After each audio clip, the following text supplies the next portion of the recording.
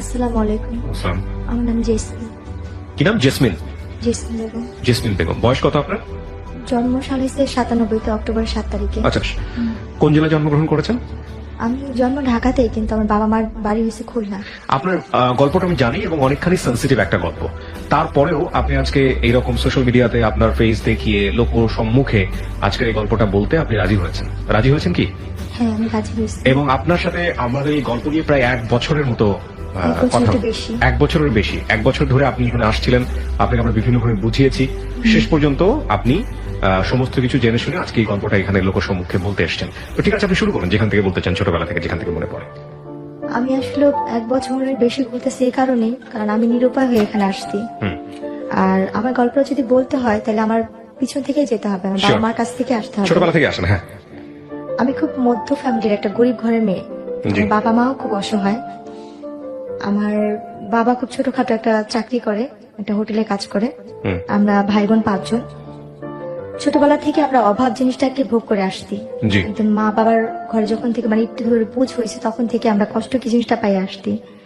আর আমাদের একটা কষ্ট ছিল সবচেয়ে বেশি বড়, যেটা আমার বাবা হঠাৎ করে সবসময় নিখোঁজ হয়ে যেত ছোটবেলা থেকেই।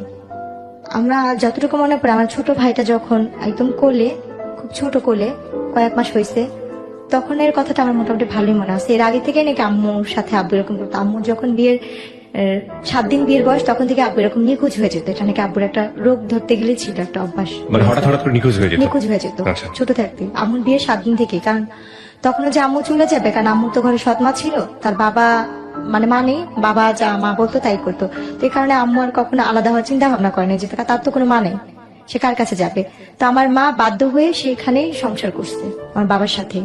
তো এইভাবে করতে হতে আমরা 5 ভাই বোন হয়েছি। তো আমার যতটুকু মনে পড়ে, আমার ছোট ভাইটা যখন কোলে ছিল তখন আব্বু একদম নিখোঁজ হয়ে গেছে। আব্বুর আর কোনো খোঁজ খবর ছিল না। 3 বছর আমরা আব্বুকে, 3.5 বছর কোনো কাছেই পাইনি। বাবা কি জিনিস বা বাবা কি বেঁচে আছে কিনা সেটা আমরা জানতাম না। তো আমার ভাইয়া, আমার বড় ভাই আমাদের বাবার মতো। তার ঋণ কখনো আমরা শোধ করতে পারবো না, এবং আমার মার ঋণও কখনো শোধ করতে পারবো না। আমার আম্মু সেলাই মেশিনের কাজ করে, বাসায় কাজ করে, মানুষের এটা সেটা সবকিছু করে আমাদের। আপনি নিজের চোখে দেখেছেন এগুলা? এই দৃশ্যটা আমার নিজের চোখেই দেখা। আচ্ছা। আমার ছোট ভাইকে যখন কোলে নিয়ে আমার বাবা চলে যায়, একদম ছোট যখন। বাবা চলে যায় বলতে? আমার আব্বু আমাদের রেখে রেখে চলে যেত। বাবা ছোট ভাইকে নিয়ে যেত? না, কোলে, আমার আম্মুর কোলে রেখে আব্বু নিখোঁজ। আচ্ছা, হঠাৎ নিখোঁজ হতো? আব্বুর এটা আগে থেকেই ছিল। আমার যখন ফিরতো তখন জিজ্ঞেস করতে না কোথায় গিয়েছিল? কিছু বলতো না। আচ্ছা, কিছুই বলতো না। মানে আমি আমার যতটুকু মনে থাকা থেকে বলতেছি, কিন্তু আব্বু তার আগে থেকে চলে যেত। আচ্ছা, তো কোনো কিছু জানতেন না আপনারা যে কোথায় যাচ্ছে বা কি অবস্থা? বলতো না, মানে কিছু বললে সে চুপচাপ থাকতো। আর আমার দাদির কাছে শুনতাম যে আমার মানে এটা নাকি আগের দিনে মানুষ মানে, এখনকার বর্তমানে যুগে এটা আমরা কেউ মানিয়ে নেওয়া বিশ্বাসও করি না, জিন পড়ি না কি বলে, কিন্তু এটা ভুল। একটা মানুষ নিজের থেকেই সরে যায়, তার হয়তো অন্য কোনো সমস্যা ছিল। তো আমার আম্মু তখন থেকে আমাদের ছোট করে বানাতো। হঠাৎ করে 3.5 বছর পরে, তখন আমরা যে ভাই বোন ছিলাম, আমার আম্মু আমাকে কোনো বাসায় দিয়ে দিছে কাজ করার জন্য, আমার আরেক বোনকে কোনো বাসায় কাজ করার জন্য, সেও কাজ করতেছে। কারণ এতগুলি মানুষকে আমার মার খাওয়ানোর মতো সামর্থ্য ছিল না। বা মামার বাসাও আমরা অনেক কষ্ট করে কাজ করে ভাত খাইছি। আমার মামা মামিও অনেক দেখছে। আমার মামা কিছুদিন আগে মারা গেছে। তো আমার ওই মামাও আমাদের অনেক করছে, অনেক দেখছে, এতটাই দেখছে যে বলার বাহিরে। তো যখন আমরা একটু বড় হয়েছি, তখন আমরা আম্মুর সাথে দেখা গেছে, আম্মু যেখানে কাজ করতেছে আম্মুর সাথে কাজ করতেছি। আম্মু রেডিমেড অর্ডারি ব্লাউজ, বাচ্চাদের রিমা, এগুলো সেলাই করতো ঘরে বসে মেশিনে। পরে আমরা আম্মুর সাথে সে কাজ করছি। এমনও দিন দেখছি আমার আম্মু কাজ করতে করতে সেলাই মেশিনের মধ্যে ঘুমায় গেছে, আম্মুর হাতে সুই ঢুকে এখান থেকে ঢুকে আরেক পাশ দিয়ে বের হয়ে রক্ত ঝরতেছে। এরকমও দেখছি যে আমার মা এটা করে সংসার চালাতো। আমার মা এই কাজ করে আমাদের সংসার চালাতো। কয় ভাই বোন ছিলেন আপনারা? 5 ভাই বোন। 5 ভাই বোন ছিল, একজন মারা গেছে। আপনি বড় সবার? না, আমি বোনের মধ্যে মেঝো। আমার বড় ভাই, তারপর আমার আরেকটা বোন, তারপর সেই বোনের পর একটা ভাই ছিল, তারপর আমি, সে ভাইটাই নাই। তো ওই সময়গুলো দেখছি। আর আমার আম্মু অনেক সুন্দরী একটা মেয়ে, এত সুন্দর যে এত গুণের। আমার আম্মু মানুষের নকশি খাতা সেলাই করতো, মানুষের রেডিমেড জামা কাপড় এইসব সেলাই করতো, ফাঁকে ফাঁকে কাজও করতো, মানুষের বাসায় কাজটাও করতো। তো তারপরে ওইভাবে করতে করতে 3 বছর, 3.5 বছরের পরে, মানে আমার ভাইয়া আবু চলে যাওয়ার পর, আমার ভাইয়ার 8-এ পরীক্ষা ছিল। ভাইয়া ফাইনাল পরীক্ষা দিতে পারেনি পরীক্ষার ফিসের জন্য। ভাইয়া পরীক্ষা না দিয়ে স্কুল থেকে নাকি ভাইয়ের সাথে খারাপ ব্যবহার করেছে, টাকা দেওয়া হয় না, বেতন দেওয়া হয়নি। তো ভাইয়া না পেরে আম্মুকে কিছু না বলে, তখন টেম্পুর সময় ছিল, টেম্পু চলতো, ভাইয়া টেম্পুর হেল্পারি করতে গেছে। কত বছর বয়স তখন? আমার বড় ভাইয়ার বয়স তখন কত হবে 12-13। টেম্পুর হেল্পারি করতে হ্যাঁ, গেছে। আর আমার বয়স তখন ছিল হয়তো বা 5 বছর, স্কুলে 5-6 যান না? বছর। স্কুলে যান নাই? না, ওকে। স্কুল তারপর? তখনও যাইনি। ওকে, তারপর? তো ভাইয়া টেম্পুর হেল্পারি করতো। তো ভাইয়া যখন টেম্পুর হেল্পারিতে গেছে, তো ওইখানে একটা ভাইয়া ছিল, নাম ছিল বারেক। তো ওই ভাইয়াটা বলতেছে কি, তোমাকে তো দেখে মনে হচ্ছে না তুমি হেল্পারের ছেলে। তো ভাইয়া নাকি কান্না করে তার হাত পা ধরছে যে ভাই আমার যেমনি হোক কাজ দিতে হবে, কাজ না দিলে আমার হবে না, আমার ফ্যামিলি চলে না। তো ওনার ভাইয়ার কান্নাকাটি দেখে মায়া লাগছে, তো উনি আমার ভাইয়াকে হেল্পারিতে নিচ্ছে। এরপরে গিয়ে আমার আব্বুকে আমরা হয়েছে 3.5 বছর পরে আব্বুকে খুঁজে পাই। আব্বু আসে আচ্ছা, 3.5 বছর পরে? 3.5 বছর পরে আসার পরে তাকে আমরা পাই মিরপুরে। আমার বাবাকে খুঁজে পাওয়া যায় মিরপুরে 1 নম্বরে। আমার ভাইয়া তাকে খুঁজে পায়। তো বাবাকে পাওয়ার পরে যেমনি হোক প্রত্যেকটা মেয়ে যে সংসার টিকানোর জন্য, ভাঙার জন্য না। তো আমার আব্বু আসার পরে ওই আমার ছোট ভাইটাকে যখন কোলে রেখে গেছে, ওকে আইসা পাইছে 2 বছরের। 2 বছরের না, 2 বছর না, 3 বছরের মানে বেশি, কারণ ভাইটাকে কোলে রেখে গেছিল। তখন আমার ভাইটা কথা বলতে পারে, ভালোই হাঁটতে পারে। তো আব্বুকে যখন পাওয়া গেছে, ওই আব্বুর কারণে আমাদের মিরপুর যাওয়া। আচ্ছা। আব্বু মিরপুর বলতেছে যে আমি এখানে থাকবো না, এলাকা সবাই যেহেতু এটা নিয়ে জানাজানি হয়েছে, তুমি কাজ করছো, থাক, যার হয়েছে চল আমরা মিরপুর চলে যাই। তখন আমরা ওই এলাকা থেকে মিরপুর চলে যাই। আচ্ছা। মিরপুর আমরা যাই 2005 সালে। আচ্ছা। 2005-এ আমরা মিরপুর চলে যাই। যার পরে ওইখানে আমাদের আর কোনো কাজ করতে না, কারণ আব্বু আসলে আমাদের আর কোনো কাজ করতে হতো না। আব্বু যে কাজ করতো, হোটেলে কাজ করতো, তো আমাদের আল্লাহর রহমতে সংসার চলে যেত। ওকে। তো কাজ টাজ করতো 5 বছর, মানে 2005-এ যখন আব্বুকে পাওয়া হয়, 6-এর দিকে আমার বোনের বিয়ে হয়। আচ্ছা। আমার বড় বোনের বিয়ে হয়েছে। ওকে। মানে 5-এর শেষের দিক দিয়ে 6-এর আগে আমার বড় বোনের বিয়ে হয়। ওকে। বড় বোনের বিয়ে হওয়ার পরে আমার তখন বয়স 10 বছর পার হয়ে যায়, 10-11 বছর পার হয়ে যায়, মানে 11 বছরের মাঝামাঝি। তো আমরা যে এলাকায় থাকি, ওই এলাকারই যে বাসায় ভাড়া থাকি, সে পাশের বাসায় একটা লোক ছিল। ওনারা আমাকে রাস্তায় খেলতে দেখে পছন্দ করছে, আমার বাবা মার কাছে বিয়ের প্রস্তাবও দিছে। তো আমার ভাইয়া যে বাসায় গাড়ি চালাতো, ভাইয়া তো গাড়ি চালানো শিখে গেছে, ওই বাসায় গাড়ি চালাতো। ওনার আবার কোনো সন্তান ছিল না নিজের, আমার আম্মুকে নিজের মেয়ের মতোই দেখতো। তো ওই এলাকার মোটামুটি সবাই জানতো আমরা তার নাতি। আমরা ওনাদের বাসায় ভাড়া ছিলাম। তো যখন আমার জন্য বিয়ের প্রস্তাবটা যায়, তখন ওই নানু বলতেছিল যে তুমি কি ভাবতেছো এটা মাতবরের নাতি? ও তো মাতবরের নাতি না, ও কিন্তু ভাড়াটিয়া এখানে। আচ্ছা। ও কিন্তু মানে দেখতে শুনতে ভালো, সুন্দর, ওরা সব ভাই বোনই সুন্দর, কিন্তু ও কিন্তু কোনো বড় লোকের মেয়ে না, গরিবের মেয়ে। আচ্ছা, তারপর? তো আমার ওইখান থেকে ওনারা বলতেছে যে না, আমরা তো বাজারে গেছি, বাজার ভাঙাচোরা হলে আমাদের সমস্যা নেই, আমাদের সদাই দরকার। আমাদের বাজার কেমন হলো সেটা আমরা জানি না, আমাদের সদাই তো আগে মেন দরকার। তো আমার আব্বু আম্মুকে এসে অনেক রিকোয়েস্ট করে, প্রস্তাব দেয়, দেখেন আমরা কিছু চাই না, শুধু মেয়ে চাই। তখন রোজার মাস ছিল। তো আমার আম্মু বললো যে আমার মেয়ে তো ছোট, আমার মেয়ের তো এখন সাবালক হয় নাই। আমার আব্বুকেও বললো যে দেখেন আমরা খুব গরিব, আর যখন আমার যার সাথে কাবিনটা হয়েছে, আমাদের ঘরে ভাইয়া বসার মতো একটা ভালো একটা মুড়াও ছিল না, আমাদের কোনো কিছুই নেই, ঢালা বিছানা মোট কথা আমাদের। এটা কি ঢাকার কথা বলছেন আপনি? হ্যাঁ, ঢাকাতে ছিলেন তখন আমরা মিরপুরে, আমরা কখনো গ্রামে যাইনি। ওকে। আমরা ঢাকাতেই বড় হয়েছি, জন্ম ঢাকাতে। তারপর? তো যখন বলে, তো ওনারা বলে আমাদের কিচ্ছু লাগবে না, যে 5 জন আসবে আমরা সেই 5 জনকে খাওয়া নিয়ে যাবো, এমন কথা ওনারা বলে। শুধু ওনাদের একটাই চাহিদা, মেয়ে সুন্দর, মেয়ে দেখতে শুনতে ভালো, আমাদের এটাই দরকার। আচ্ছা, আপনার এই বিয়ের যখন আসলো তখন বয়স কত আপনার? আমার তখন বয়স 11 বছর। মাত্র 11 বছর? 11 বছরে মানে মানে শেষ দিকে, মানে পুরো শেষ হয়নি। মানে ওরা যারা আসছে ওরা শুধু আপনার এই চেহারা দেখে এসছে? যে আমার চেহারা দেখি। আর তখন আপনি পড়াশোনা করেন নাকি পড়াশোনা করার সুযোগ আমি হয়নি? তখন স্কুলে ভর্তি হয়েছি, তখন হিসাবে আমি ক্লাস 6-এ মাত্র পড়ি। ক্লাস 6-এ পড়তেন? হ্যাঁ। তারপর মাত্র 6-এ যারা বিয়ে দিয়ে এসছে তারা কোথা থেকে এসছে? তারা আশেপাশেই ছিল? তারা এমনি ওদের হোম ডিস্ট্রিক্ট বিক্রমপুর ছিল, হ্যাঁ। কিন্তু ওই এলাকার ওরা স্থানীয় ছিল, স্থানীয় ছিল এবং আপনাদেরকে চিনতো আগে? আমাদের চিনতো, যে আমরা ভাড়াটিয়া সেটা চিনতো। ওকে, তারপর? কারণ আমি তো সারাক্ষণ রাস্তায় খেলতাম। তো ওনারা যখন ইয়ে করছে, মানে আমার যার সাথে বিয়ে হয়েছে তাকে আমি একসময় মামা ডাকতাম, তার মাকে আমি নানি ডাকতাম। উনি আমাকে ওই বড় হওয়ার পর ওই তখনই দেখছে। দেখার পরে বলতেছে যে এই মেয়েটা কে রে? ওর বোনের সাথে, কত বোনের সাথে আমি খেলতাম। বলছে মালিহা এটা কে রে? বলতেছে এটা তো জেসমিন, ওই পাশের বাসায় থাকে ওরা। বলতেছে কি মেয়েটা কি করে? বলতেছে ও ওইখানে সরকারি স্কুলে পড়ে, আমার সাথে আমি খেলতে আসে, তখন রোজার মাস ছিল। আচ্ছা। তো আমাকে দেখছে ইফতারির 2-3 ঘন্টা আগে, সে আমাকে দেখছে। আচ্ছা। দেখার পরে তারা ইফতারির পরপরই তারা চলে আসছে আমার জন্য বিয়ের প্রস্তাব নিয়ে। আসার পরে আমার মা বাবাকে অনেক রিকোয়েস্ট করলো, যেদিন দেখছে সেদিন কথা বলছে, তারপর দিন আমার গায়ে হলুদ হইছে। আমার বাবা মাকে তারা এক পর্যায়ে, আমার বাবা মা ভাবছে যে আমরা গরিব, এত বড় জায়গা থেকে আসতে নিজের থেকে মেয়ে নিতে চাচ্ছে, তো একদিন সময় চেয়েছে, তারা সেটাও দেয়নি। তারপর দিন গায়ে হলুদ করছে, তারপর দিন কাবিন করছে। বুঝতেন 11 বছর বয়সে বিয়ে কি জিনিস? কতটুকু বুঝতেন? আমাকে ওনারা পার্লারে সাজাইতে নিচ্ছে। হ্যাঁ আমি এই যে পাশে যে খেলতাম গলিতে, আমাকে ওই গলিতে কয়েকটা আন্টি ছিল, অনেক আদর করতো, হ্যাঁ আমাকে বলতো ললনা সুন্দরী বলতো। ওনারা আমাকে আদর করে ললনা সুন্দরী বলতো। আচ্ছা আর একটু দুষ্টু টাইপের, মানে খেলাধুলার প্রতি আমার নেশা অনেক বেশি ছিল, আর চুলগুলি একটু বড় ছিল তো যার কারণে। তো তারপরে গিয়ে ওনারা আমাকে, আমাদের তো পার্লার সাজানো তো কোনো সামর্থ্য নেই। যেমন আমার বড় বোনের বিয়ে একটা সুতি কাপড় পরে নর্মাল, মানে বিয়ের লাল বেনারসি শাড়িও না, আচ্ছা। একটা সস্তা কাপড়ে আমার বড় বোনের বিয়ে হয়েছে, তখন একটু দেখছি। আর আমাকে তারা সুন্দর দামি শাড়ি দিচ্ছে, আচ্ছা। সিটি গোল্ডের জিনিসপত্রই দিচ্ছে, বা স্বর্ণের জিনিস যেটাই দিচ্ছে। আপনার ওই যার সঙ্গে বিয়ের কথা হচ্ছিল ওনার বয়স কত ছিল? উনি আমার থেকে 22 বছর না 23 বছরের বড় ছিল। প্রথম বিয়ে ছিল আপনার? প্রথম যে কাবিনের বিয়েটা ছিল 22 বছর 25 বছরের বড় আপনার থেকে, আর আপনার তখন 10-11 বছর বয়স। না, আমার 11 বছর শেষের দিকটা। 12 বছরে পড়তে হ্যাঁ, যাচ্ছেন। পড়তে তো যাচ্ছি। আপনাকে হ্যাঁ পার্লার নিয়ে যাচ্ছে সাজানোর জন্য। ওনাদের নিজস্বই পার্লার আছে। ওনাদের নিজস্ব পার্লার ছিল? ওনাদের অনেকগুলো নিজস্ব মিরপুরে পার্লার ছিল। ও আচ্ছা আচ্ছা, তারপর? তো তারপরে যখন ওনার পার্লার সাজে, আমি তো কখনো পার্লারে সাজি নেই, আমার জন্য এটা পুতুলের মতো সাজ। আমি হলুদ দিনও ওনারা সাজাইছে, আমি সেটা তো অনেক খুশি ছিলাম, ফুল টুল দিয়ে। আমার বিয়ের মিষ্টি আমি নিজেই চেয়ে চেয়ে খাচ্ছি। তারপর যেদিন আমার কাবিন হয় সেদিন আমি পাশের পাশে আন্টিকে যে বলছি, পুতুল আন্টি দেখেন আমি আজকে আরো সুন্দর ললনা সুন্দরী হয়ে আসছি, দেখেন আমাকে কত সুন্দর লাগতেছে। সাজলেন, সাজার পরে থাকে না মেয়েদের তো সাজার প্রতি একটা আলাদা ন্যাক থাকে, দেখা নিজেকে আয়না যখন দেখতেছিলেন বউ হিসেবে সাজার পরে? হ্যাঁ, আয়নাতে দেখে তো নিজের প্রতি নিজে অবাক হচ্ছিলাম যে আমি এত সুন্দর, বা আমি এত পুতুলের মতো লাগতেছে, আমাকে আমি চিনতে পারিনি। বাট বিয়ে কি জিনিস সেটা আপনি বুঝতেন না? বিয়ে কি জিনিস আমি নিজেই বুঝিনি। আচ্ছা আচ্ছা, তারপর? বিয়েটা কি, তো তারপরে গিয়ে আমার কাবিন হলো 2007 সাল আগস্টের 28 তারিখ আমার কাবিন হয়েছে।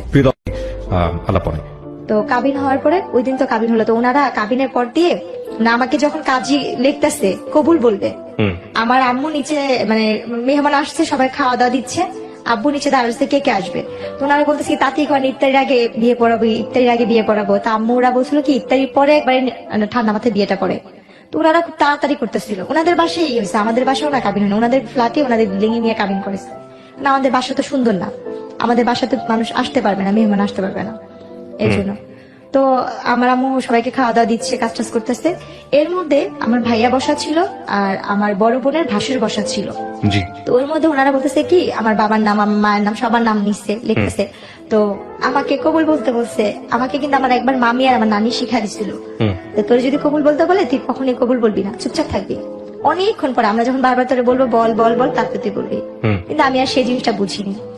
আমাকে যখন কাজী বলতেছে বলো মা বিসমিল্লাহ কবুল, আমি বলছি হ্যাঁ কবুল কবুল কবুল, একসাথেই বলে দিচ্ছি কতবার, মানে হিসাব ছাড়াই। আমার ছেলেটাকে দেখেছেন না, এটার সঙ্গে বিয়ে হচ্ছিল আপনার? তাকে তো আমি ছাদে খেলার সময় দেখছি, কিন্তু ওভাবে কখনো বড় ভাই হিসেবে জানতেন নাকি? মামা হিসেবে জানতাম। আর তার মাকে আমি নানি ডাকতাম। আর আমার যে আগে সংসারে যে ছিল, মানে আমার যে হাজবেন্ড সাথে বিয়ে হয়েছে, ওনার যে বড় বোন ছিল, সেই বড় বোন যে আমার ননার সাথে সঙ্গে, সে আমার মারও 2-3 বছরের বড় ছিল। এরপরে গিয়ে আমার আম্মু এসে বলতেছে কি যে আসেন আমরা বিয়ে পড়া ফেলে আপা, আমার ফুপু শাশুড়ি নাম ধরে বলতেছে যে আসেন আমরা বিয়ে পড়া ফেলে। তো আমার ফুপু শাশুড়ি বলছে আল্লাহ বিয়ে তো হয়ে গেছে। আমি কান্না করতেছি, না না আমার তো বিয়ে হয় না, আমার তো বিয়ে হয় না, আমার বিয়ে করাইবা না। আমার ভিতরে ধারণা ছিল যেমন টিভিতে নাটক বা ছবি দেখতাম যে হিন্দুরা ঘুরে যে এই আগুন রেখা, ওইভাবেই বিয়ে। আমার চিন্তা ধারণা ওইভাবে মানুষের বিয়ে হয়, বাবা বিয়ে কি জিনিসটা আমি অতটা বুঝিনি। ওইটা টিভিতে দেখে বিয়ে, ওইটাই বিয়ে। যে না আমার তো বিয়েই হয়নি, আমার বিয়ে দেয়নি। মানে কবুল কবুল বলার পরে? হ্যাঁ, আমার কিন্তু বিয়ে হয়েছে 1 ঘন্টা হয়ে গেছে। পরে ওনারা বলতেছে কি এই যে ছবি তুলছি, দেখো দেখো ক্যামেরা দিয়ে ছবি তুলছি। তো আমার যার সাথে বিয়ে হয়েছে তার একটা ফোন ছিল, কলমালা ফোন, টাচ ফোন বড়। তো ওই ফোনে উনি ভিডিও করছে, ছবিগুলো দেখাইতেছে, আমি টাকা টাকা হাসতেছি। কিন্তু উনি যে আমার স্বামী বা উনি যে কি, আমি তখন তাকে মামা আমাকে ডাকতেছি। আমার সাথে ওনার সাথে যে বিয়ে হয়েছে, তারপরে আমি বুঝতেছি না যে উনি আমার স্বামী। বলছে মামা এইটা এটা এটা আমার বিয়ের ইয়া। তুমি বলছে কি মামা বললো না, তুমি আমাকে তুমি করে বলো, আমি তোমার হাজবেন্ড। ওকে। তখন আমি মানে একটু চুপ হয়ে গেছিলাম। এরপরে গিয়ে ওনারা আর কি আমাকে বলতেছে, আমার আম্মাকে, আমি বলছি তাহলে আমরা ওরে নিয়ে যাই। বলছে না দেখেন যেহেতু কাবিন হয়েছে ছেলে মেয়ে একটু একসাথেই থাকুক। আম্মু বলছে না আপনারা তো বলছিলেন যে মেয়ে সাবলোক না হওয়া পর্যন্ত আপনারা ছেলে মেয়েকে এক জায়গায় করবেন না। বলছে ও তো আগে মামা ডাকতো, ওর তো একটু ফ্রি হওয়ার দরকার আছে, একটু থাকুক, কথা টথা বলুক, রাতে আমাদের সাথেই থাকুক, তারপরে আমি তারপর দিন নিয়ে দিয়ে আসবো নি।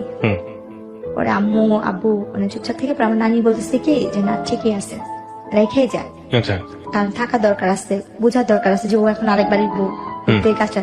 তা আমার শ্বশুর বাড়িটা ছিল রাস্তার এই পারে ছিল আমার শ্বশুর বাড়ি, 1 গলির পরে আর কি আমাদের বাসা।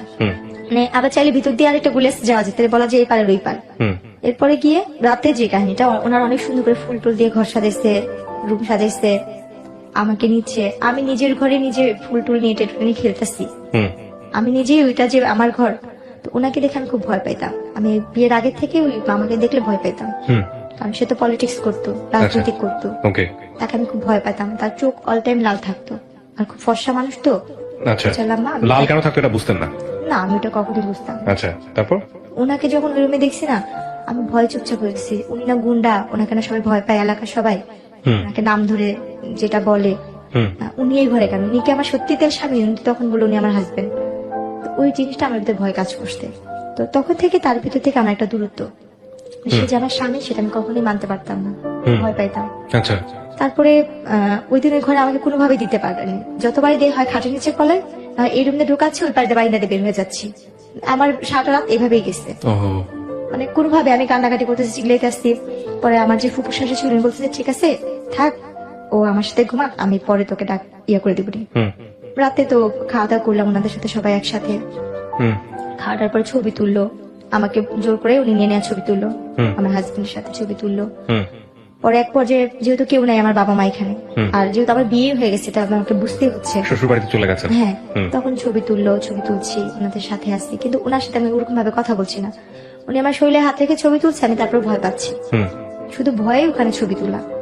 এরপরে গিয়ে সকাল মানে রাতে যখন আমার ফুপুর সাথে শাশুড়ির সাথে ঘুমাইলাম, হুম মাঝরাতে তখন 4টা বা 3:30 বাজে, হঠাৎ করে ঘুম ভাঙছে, দেখি যে না উনি ওই রুমে আমাদের সাথে একসাথে শুয়ে আসছে। আচ্ছা তো যাক, তখন ওই মুহূর্তে তখন দিয়ে উঠে বসে বসে কান্না করতেছি যে আমি মনে হয় আর বাবা মার কাছে যেতে পারবো না। হুম এত বড় লোক বাড়ি, এত সুন্দর ঘর বাড়ি, কিন্তু পুরোটাই আমার ভালো লাগতেছে না, আমার নিজের মতো মনে হচ্ছে না। হুম যতটা আমার ভাঙা ঘর বা খুব ছোট মাটির বাচ্চা যেসব বিছানা, অনুভূতি গুলো আসে, রাইট? হ্যাঁ, আমার ফ্যামিলিটাই আমার কাছে বেস্ট। হুম তো আমি ভাবতেছি কখন সকাল হবে, কখন আমি বাসায় যাবো, হুম কারণ আমি এই বাসা তো চিনি আর আমাদের বাসাও চিনি। ওকে এর করতে যখন সকালে ফজরে আজান দিল, আমি বসে রয়েছি, একবার লুকায়, ওনারা সবাই ঘুমে, কেউ জানেই না, আমি দৌড়তে যা দেখে আসলাম, ওনার বাসা ছিল 3 তলা, তো আমার 3 তলা থাকতো, দৌড়া যে দেখছি কেচি গেট খুলছে কিনা, দেখছি না কেচি গেট খুলে নেই অত ভোরে, আবার দৌড়া চলে আসছে, এসে খাটের নিচে লুকায় আসছি, হুম বসে আসছি। এরপরে যখন সকালবেলা 6টা বাজে, আমি তখন মুহূর্তে বাসা থেকে চলে আমাদের বাসা চলে যাই, হুম গেট টেট খুলে আমি আমাদের বাসা চলে গেছি। আমি আমাদের বাসা যা ঘুমা, আম্মু বলতেছে তুমি এত সকালে, আমি বলছি, ওনারা আমার পাঠা দিচ্ছে, হুম ওনারা বলছে তুমি বাসা যাওয়া, আচ্ছা আমি একজন বাসায় এসে পড়ছি। তা ওকে আম্মু ভাবছে যে পরিজন সত্যি বলছে, তো আমি বাসা যে ঘুমা রয়েছি, হুম। এদিক দিয়ে ওনারা খুঁজতে আসছে বাসায়, আর আমাদের তো ফোন নাই যে আমাদের বাসায় ফোন দিবে, মোবাইল টোবাইল কিছুই নেই যে ফোন দিবে। হুম তো ওনারা খুঁজতে খুঁজতেছে, অনেকক্ষণ পর ওনাদের বাসায় কাজের মেয়েকে পাঠাইছে, জি পাঠায় যায় বলতে জেসমিন কি বাসায় গেছে, বলে কি হ্যাঁ ও তো কোন সকালে এসে ঘুমা রয়েছে, আপনার Okay. ওরা নাকি পাঠা দিচ্ছে ওর ফুপু শাশুড়ি। ওকে বলছে, দেখছেন হ্যাঁ সবাই ম্যাডামরা খুঁজতেছে, ওরে কেউ পাইতেছে না। ওরা আম্মু আমারে বকা দিল, দুটো থাপ্পড় দিল, যে তুমি এখন বড় হয়েছে, তোমার বিয়ে হয়েছে, তুমি তো যখন তখন জেলে আসতে পারবে না, আসলে কে তোমাকে নিয়ে ওনারা সংসার করবে, তুমি তো মেয়ে মানুষ, তোমার কপাল তো সেখানে বিয়ে হয়েছে, ভালো জায়গায় বিয়ে হয়েছে। হুম হুম আম্মু বোঝাইলো, আম্মু মতো করে আম্মু বুঝলো যে এখন এটাই তোমার আসল বাড়ি, ওখানে সুখ হোক দুঃখ হোক তোমার এখানে ভাগ্য করে থাকতে হবে, হুম আর তোমার কপাল ভালো যে তুমি এমন ফ্যামিলির একটা বউ হইছো।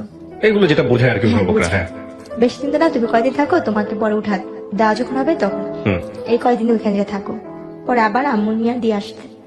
ওনারা সেদিন ওনাদের বাসায় অনেক মানে পার্টির আয়োজন করতে, লোকজন আসতে, বউ দেখছে, হুম সবাই বলতেছে না বউ অনেক সুন্দর হয়েছে, হুম। সবাই নাম ধরে ধরে বলতেছে ওর বউটা অনেক সুন্দর, ভালো হয়েছে, হুম। কিন্তু অনেক ছোট, বয়স ছোট। বলছে হ্যাঁ ঠিক হয়ে সিক্সে যাবে। পড়তেন তখন আপনি? হ্যাঁ। এরপরে যেটা হয়েছে, আমাকে আমার বাবার বাসা দিয়ে গেছে, 3-4 মাস পরে ওনারা ঘুরতে যাবে, ওনার সাথে ঘুরতে যাওয়া অবস্থায় যখন ঘুরতে গেছি, আমার অলরেডি তখন বাচ্চা কনসিভ করতে, আচ্ছা যেটা আমি বুঝতে পারিনি যে আমার গর্ভে বাচ্চা। হুম তো আমার যখন বিয়েটা হয়েছে, আমার ফুপু শাশুড়ি, আমার চাচা শ্বশুর এরা জানতো, হুম কিন্তু এরা আবার কি করছে, আমরা গরিব বলে ছেলের মা বাবা মানে বাবা তো নেই, মা মানবে না বিধায় আমার বড় ভাসুর, আমার ফুপু শাশুড়ি, আমার চাচা শাশুড়ি, আমার শাশুড়িকে জানায় না বিয়ের কথাটা। আমার শাশুড়ি নাকি জানতো না আমার বিয়ের কথাটা, আচ্ছা কারণ সে তো গরিবের মেয়ে নিবে না।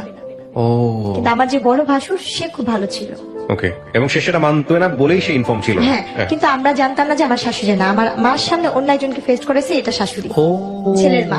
ভয়ঙ্করতম কাজ। তো তখন আর কি, যখন আমার বাবু পেটে আসছে, আমার বাচ্চা নাকি হুম 2-3 মাস মানে বাচ্চা পেটে, আমি তো বুঝি না, একটা মেয়ে অসুস্থ হলে যে যে জিনিস সেটাও তো আমি বুঝতাম না। তা আমি খুব বমি করতাম, মাথা ঘুরতাম, কিছু খাইতে পারতাম না, মানে আমার কাছে খুব খারাপ লাগতো। তা আম্মু ওই জিনিসটা নিয়ে খালি বলতো কি হঠাৎ করে এমন করতেছে কেন, আর শুকা যাচ্ছি, কালো হয়ে যাচ্ছি। তখন আমার আম্মু, আমার বড় বোন বলতেছে কি মা আম্মু ওর কি বাচ্চা টাচ্চা পেটে আসলো নাকি? আর আম্মু বলতেছে ওর বাচ্চা পেটে আসলে তো বুঝতাম, বা আম্মু আমাকে জিজ্ঞেস তোমার কি এরকম কখন হয়েছে, কি জানি আমি জানি না, আমি সেটা বুঝতে পারি। এরপরে গিয়ে আমার মা আমাকে একটা ডাক্তার দেখাতে নিয়ে গেল। ডাক্তার দেখানোর পরে ওখানে প্রস্তাব পরীক্ষা দিল, কয়েকটা পরীক্ষা দিল। এই রিপোর্ট গুলো আনতে গেল আমার হাজবেন্ড, উনি আমাকে নিয়ে গেল সাথে করে। রিপোর্ট গুলো আনতে যাওয়ার পরে বলতেছে ওনার তো বাচ্চা পেটে, উনি তো ওনার 3 মাস শেষ পর্যায়ে, বাচ্চা 4 মাসে পড়বে। তো এই কথা শোনার পর উনি খুব খুশি হয়। উনি খুশি হয়ে ওনাদের গ্রামের বাড়িতে আমাকে নিয়ে যায়, বিক্রমপুরে। আচ্ছা। উনি আমাকে বিক্রমপুরে নিয়ে যাবে। এই ফার্স্ট আমি আমার শ্বশুর বাড়িতে যাচ্ছি। আচ্ছা। তো আমার শ্বশুর বাড়িতে যখন যাবো তখন আমি খুব কান্নাকাটি করতেছি। এতদিন তো আমার ফুপু শাশুড়ি, চাচা শ্বশুর বাড়ি আমি জানতাম এইটাই আমার শ্বশুর বাড়ি। তো যখন সে বললো যে দেখো তোমাকে তো আমার মার কাছে কখনো নিয়ে নেই, তোমাকে চলো আজকে আমার মার কাছে নিয়ে যাবো। ওই যে আপনার ওইটা আমার ফুপু আম্মা, ওইটা আমার আরেকটা ফুপু আম্মা। আচ্ছা। এরপরে গিয়ে উনি যখন নিয়ে যাবে আমি ভয় পেতেছিলাম যে আম্মু না যাবে, অনেক কান্নাকাটি করতেছে। আমার ছোট বোন আর মামাতো বোনকে নিয়ে যাই, আমরা একসাথে বিক্রমপুর যাই। আচ্ছা। ভাইয়া যেদিন যাই সেদিন আমাদের যেতে যেতে রাত, মানে আমরা বিকালবেলা রওনা হয়েছি, তো শীতের দিন ছিল। এটা 2008-এ পড়ে যায় কাহিনীটা। আমরা গিয়ে ওখানে গিয়ে পৌঁছাই সন্ধ্যার সময়। তো ওই অবস্থা দেখে সে আমার মামি শাশুড়ির বাসায়, আমার আরেকটা ফুপু শাশুড়ির বাসায়, যে কিনা মুক্তিযোদ্ধা তার ফ্যামিলি, তাদের বাসায় নিয়ে ওঠায়। তাদের বাসায় রাখার পরে ওনারা বলতেছে মাশাআল্লাহ তুই তো বউ অনেক সুন্দর আছে, আমাদের সবার বউ পছন্দ, মানে সবাই আমাকে অনেক আদর করতেছে। বলছে তোর মাকে বোঝানোর দায়িত্ব হচ্ছে আমাদের, তুই হিসাবে ছেলের বউ আমরা ভালো পাইছি, হাসি খুশি মিশু। তো ওই রাত্রটুকু ওখান থেকে সকালবেলা আমাকে নিয়ে গেল ওনাদের গ্রামে বেড়ে। প্রথম যে এক গ্রামে রাত্র থাকলাম, তারপর দিন সকালবেলা ওই গ্রামে গেলাম, আমার শ্বশুর বাড়ির গ্রামে।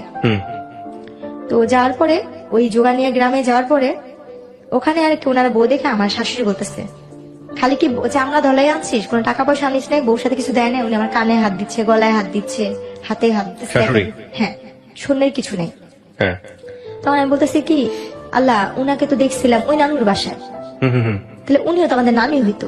আর উনি খুব বয়স্ক ছিল, উনিও হয়েছে রাজনীতিকের সাথে, উনি গ্রামের আর কি মেম্বার নাকি বলে যে উৎসবে দাঁড়াইছিল। উনি সবসময় পুচিতা শাড়ি পরতো, ওনার গলায় মোবাইল ব্যাগ থাকতো, খুব শৌখিন, বয়স হয়েছে কিন্তু উনি খুব শৌখিন ছিল। আর আগের দিনই নাকি মেট্রিক পাস, ওনার যুদ্ধের অনেক আগে তার 3 সন্তান হয়েছে। তো উনি আমার গলায় কানে হাত দিয়ে বলছে তোমার বাবা মা কিছু দেয় নাই, তোমার বাপ কি করে? আমি বলছি আমার বাবা হোটেলে কাজ করে। এটা শুনে সে আরো রাগ হয়ে গেছে। ওই মুহূর্তে ওনারা কি করলো, মা ছেলে ঝগড়া করতেছে। আমার আরেক ভাসুর, আমার আরেক দেবররা, 2 দেবর মিলে ঝগড়া করতেছে, তারা ঝগড়া করতেছিল। তারা ঝগড়া করতে করতে আমার যে বড় জাল, যে ভাসুরের বউ যে ছিল, আমার সেই বড় ভাসুরের বউ আর আমার আরেক ভাসুরের বউ, তারা মিলে রান্না বান্না করতেছে, বউকে যেটা খাওয়ানোর মিষ্টি টিষ্টি সব বানাচ্ছে। তো তখন বাজে সকাল 10টার দিকে। তো ওই মুহূর্তে কি হয়েছে, তারা 2 ভাই মারামারি, 3 ভাই মিলে ঝগড়া কথা কাটাকাটি করতে একটা মারামারি, অনেক পর্যায়ে দেখি যে দা বটি নিয়ে মারামারি হচ্ছে। আমি রুমে, আমি আমার 2 বোন রুমে।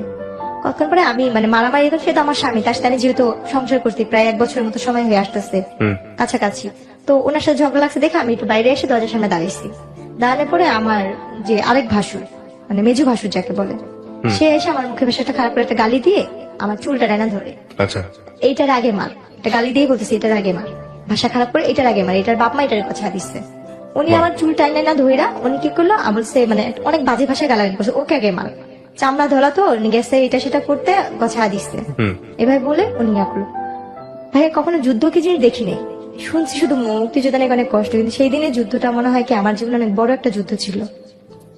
সেই দিন ওই মুহূর্তে আমাকে মারলো, আমার 2 বোনকে মারলো, আর সেই মায়ের কি উড়াধুরা মায়ের। আমার ভাসুর, আমার দেবর, আপনার জামাই ছিল না ওখানে, ওনাকেও মারছে। মিথ্যা তো কেন বলবো, উনি খুব যতটুকু সাধ্য উনি ইয়া করতে, ওনাকেও মারছে। উনি বলছে আমি যদি গরিব মেয়ে কিনে সংসার করে ভাত খেতে পারি তোদের সমস্যা কি, আমি তোকে নিয়ে ভাত খাবো। এই নিয়ে ওনারা ভাইরা মারামারি করছে। কিন্তু আমি যে প্রথম দিন, তার আগের দিন যেই আমার ফুপু শাশুড়ি আর মামি শাশুড়ির বাসায় উঠছিলাম, তারা সেই খবরটা পেয়ে তাদের গ্রাম থেকে লোকজন নিয়ে আসতে আইসা ওনারা আমাকে, আমার শ্বশুর ভাইয়ের সাথে 2 পক্ষ মারামারি লেগে ঝগড়া লেগে দা বটি কাছি টাছি একজন আরেকজনকে কুপাকুপি মারামারি, এই এমনকি মেয়েরাও ওনা কোমরে বাইধা মারামারি করতেছে। তখন আমার ওই যে ফুপু শাশুড়ির মেয়ে আপুটার নাম আমি বলতে চাচ্ছি না, আপুটা যেহেতু পলিটিক্স, ওই আপুটা আসছে, ওই আপুটা এসে উনি আমার ননদ হয় সম্পর্কে, তো বড় আমার বয়সে। ওই আপুটা আমাকে এসে ধরে, আমার বোনকে ধরে ধরে আমার দাদি শাশুড়ি ঘরে নিয়ে দরজা বন্ধ করে বলছে, তোর এই ঘরটা বের হবি না। তারপর এরপরে গিয়ে ওই মারামারি হইলো, তো মারামারির শেষ পর্যায়ে যেটা দাঁড়াইলো, বলছে মা ওর বাচ্চা পেটে। তো উনি বললো কি, ঠিক আছে তুই গরিবের মেয়ে বিয়ে করছিস, এটা আমি মানতে পারতেছি না, তারপর মেনে নিবি, পেটে বাচ্চা যেহেতু। তোর বউ যদি মেয়ে হয় তাহলে আমি আমার ঘরে জায়গা দিব না, তুই ওর তালাক দিবি। আর যদি তোর বউর ছেলে হয় তাহলে আমি তোর বউকে মেনে নিব। তো বললো যে ঠিক আছে দেখা যাক। তো বলে না, যার কেউ নেই তার আল্লাহ অবশ্যই থাকে। আমার আল্লাহ পাক দুইটাই দিছে একসাথে, একটা ছেলে একটা মেয়ে একসাথেই দিচ্ছে আল্লাহ পাক। তো ওই সময় আর কি মারামারি হওয়ার পরে তো প্রায় মা ছেলেতে ঝগড়া খাই, যা হইতেই থাকতো এই যৌতুক নিয়ে। আমার বাবা মা কিছু দেয় না, এটা না সেটা না। ভাইয়া কোনো একটা ফল খাইতে গেছি, বলতো তোর বাবার বাড়ি থেকে এই ফলটা আসতে, মুখের সামনে থেকে সেই ফলটা নিয়ে যেত, খাইতে পারতাম না। কোনো পিঠা সিজন, আমার দুই ভাসুরের বাসা থেকে পিঠা আসতেছে, তাদের বাবা মার আসে না, বাবার নাই, আমার বাবা তো গরিব। আমরা নিজেই তো একটা ভালো আম কাঁঠাল কিনা খাইতে পারি না। আমার মনে পড়ে আমার ওই বাচ্চাটা, কারণ ওই কথাগুলো আমার ভালো করে মনে নেই। আমার ওই সময় আমার বাচ্চাটা যখন 5 মাস পেটে শেষের পর্যায়ে, আমি আম খাইতে নিচ্ছিলাম। এদের বাসায় অনেক আম গাছ আছে, এদের বাসায় কোনো ফলের গাছের অভাব নেই, অজস্র ফল, সব ধরনের ফল আছে। আমি কুড়াইয়া একটা আম খাচ্ছিলাম, ছুলে মাত্র একটা আমও দিছি। আমার ননদ এসে উনি আমটা কায়রা নিয়ে বলতেছে কি, তোর বাপমার বাড়ি থেকে আম আসছে, তুই যে আমাদের বাড়ির আম খাচ্ছিস। আপনার জামাই কি করতো? ও হয়েছে কি, পলিটিক্স করতো, নেশা পানি করতো। ওইগুলোর দিকে কোনো খোঁজ খবর থাকতো না? আপনি জামার সাথে এগুলো শেয়ার করতেন যে আমার সাথে এরকম হয়েছে বাসায়? কখনো বলতাম না, কেন বলতাম না, ভাবতাম কি তার বাবা মার নামে বদনাম করবো যদি সে এটা না মানে। আচ্ছা, ভাই বোনের নামে বদনাম করবো যদি সে না মানে। আমি তো গরিবের মেয়ে, ভাগ্য তো সে এরকম বাড়ির বউ হয়েছি। এরপরে ওই আম কাঁঠাল নিয়ে তাই একদিন আমার মাকে আমি ফোন দিয়ে বলি, আম্মু তোমরা নিজেরা খাও বা না খাও, আমার যদি পারো একটু আম কিনা পাঠাও, একটু কাঁঠাল কিনা পাঠাও, কোনো ফলের দিন আমাকে একটু ফল পাঠাও, বা কোনো পিঠার দিন আমার একটু পিঠা পাঠাও। আম্মু চিল্লা পাল্লা করতো, তোর যদি দিয়ে আমার তার একটা মেয়ে আসছে, কারণ সে তো কষ্ট করে, মানে দুজনকে দিতে হবে, দুজনকে দিতে হবে, সেটা তো সামর্থ্য নেই। এখন আম্মু আমাকে বকতো যে দিলেই তো লাইফে আসবে, কোথেকে দিব, সেই কথা বলতো, দেই না দেই নেই, এরকম হয়। শ্বশুর বাড়িতে দিয়ে কথা হয়, বলে সহ্য করে থাকতে হয়, মেয়ে মানুষ না তুই, এই কথা বলতো। সেখানে আমি বলার জায়গা পাইতাম না। আর আম্মু যখন যে মারামারিটা হয়েছে, তখন আম্মু বলতে কি বাচ্চাটা ফালা দে, তোর আমরা নিয়ে আসা করি, ছাড়া তো বলতাম যে আম্মু মেয়েদের জীবনে কয়বার বিয়ে হয়, তুমি এত কষ্ট করে আমাদের বড় করছো, তাহলে আমি এখান থেকে যদি যাই মাসে তো খারাপ বলবো। আমি ভাইয়া যতটুকু সাধ্য ছিল, আমি যথেষ্ট পরিমাণে ওই ফ্যামিলিতে থাকার জন্য অনেক চেষ্টা করছি ভাইয়া। তারপরে গিয়ে ওই ফলের যাওয়ার পর ওরা তো আলু দিনে আলু লাগাইতো অনেক, তো আলু লাগানোর জন্য যে মানে কাজ করার লোক আসতো, গ্রাম দেশে বদলি বলে, অনেকগুলো করে ভাত রান্না করতে হতো। আমি তো কখনো লাড়কিতে রান্না করি, তো লাড়কিতে রান্না করতাম, ধানের দিনে ধান নিতাম, আলুর দিনে আলু কাটতাম, পাটের দিনে পাট নিতাম, যা আমি জীবনে কোনদিন চোখেও দেখিনি, সবকিছু করতাম। তো একদিন ওই ভাতের মার গালতে যা মানে ভাতটা পুড়ে গেছিল, আমার শাশুড়ি এসে আমার এই যে হাতটা পুড়া দিছে, এখানে জ্বলন্ত কয়লার লাড়কি দিয়ে এখানে পুড়া দিচ্ছে, এখনো চিহ্ন কাছে এই জায়গাটা জ্বলন্ত কয়লার আগুনটা লাগা দিচ্ছে। আমি চিল্লান দিয়ে উঠছি, এরপর আমাকে কারেন্টের তার দিয়া আমাকে বাইরেছে, আমার পুরাটা পিঠ মনে হয় লাল লাল হয়েছে, মানে এত ইয়া হয়েছে। তখন আমার বাচ্চা 6 মাসের পেটে পড়ছে। ওই দৃশ্যটা না আমার হাজবেন্ডের কানে, ও তো ঢাকাতে থাকতো, আমি গ্রামে রেখে গেছিলাম, ওকে কে যেন ফোন দিয়া বলছে, ওকে ফোন দিয়ে বলার পরে ও সেই দিন, ও তো এমনি বৃহস্পতিবার দিন যাইতো, শুক্রবার দিন মানে থাকতো, শনিবার দিন থাইকা বিকালে চলে আসতো, বা রোববার দিন চলে আসতো। ওই সময় আমাকে বলে কি, ওই দিন হঠাৎ করে চলে আসতে আয়সা বলতেছে যে তোমাকে নাকি আমার মামা আসতে, মামার বোন নাকি বকা দিচ্ছে, এরকম বলতেছিল। আমি ওনাকে কিছুই বলতেছিলাম না, চুপচাপ হয়ে গেছি। মানে এই কাহিনীটা বলার আগে গ্রাম দেশে তো 6টা-7টা বাজে সবাই মানে নির্জুম হয়ে যায় যার যার মতো। তো সেদিন আমাকে অনেক মারছে, তো আমি আমার সব কাজটা সেরে আমি আমার ঘরে, আমি যে ঘরটা থাকতাম সেটা একটা পুরানো তো লাড়কির ঘর ছিল, কারণ আমার বাবার বাড়ি থেকে কোনো ফার্নিচার দেয় না দেখা বা কোনো ক্যাশ টাকা দেওয়া হয়নি দেখে আমার ভাগ্যে ভালো কোনো ঘর জুটে নেই।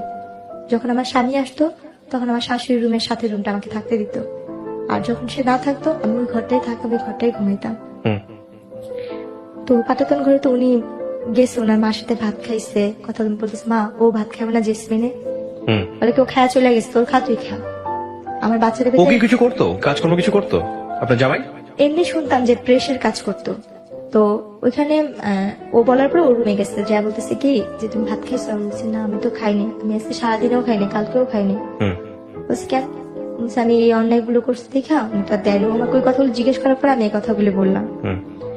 বলার পরে ও অনেক মন খারাপ করে বলতেছে কি জেসমিন, যা করছিস যাই হোক, আমার দোষের কারণে তো এই অবস্থা, আমি তোমাকে ঢাকাতে নিয়ে যাবো, আমি ঢাকায় কাজ করে ভাত খাওয়াবো। ও আমাকে নিয়ে তারপর দিন ঢাকা চলে আসলো।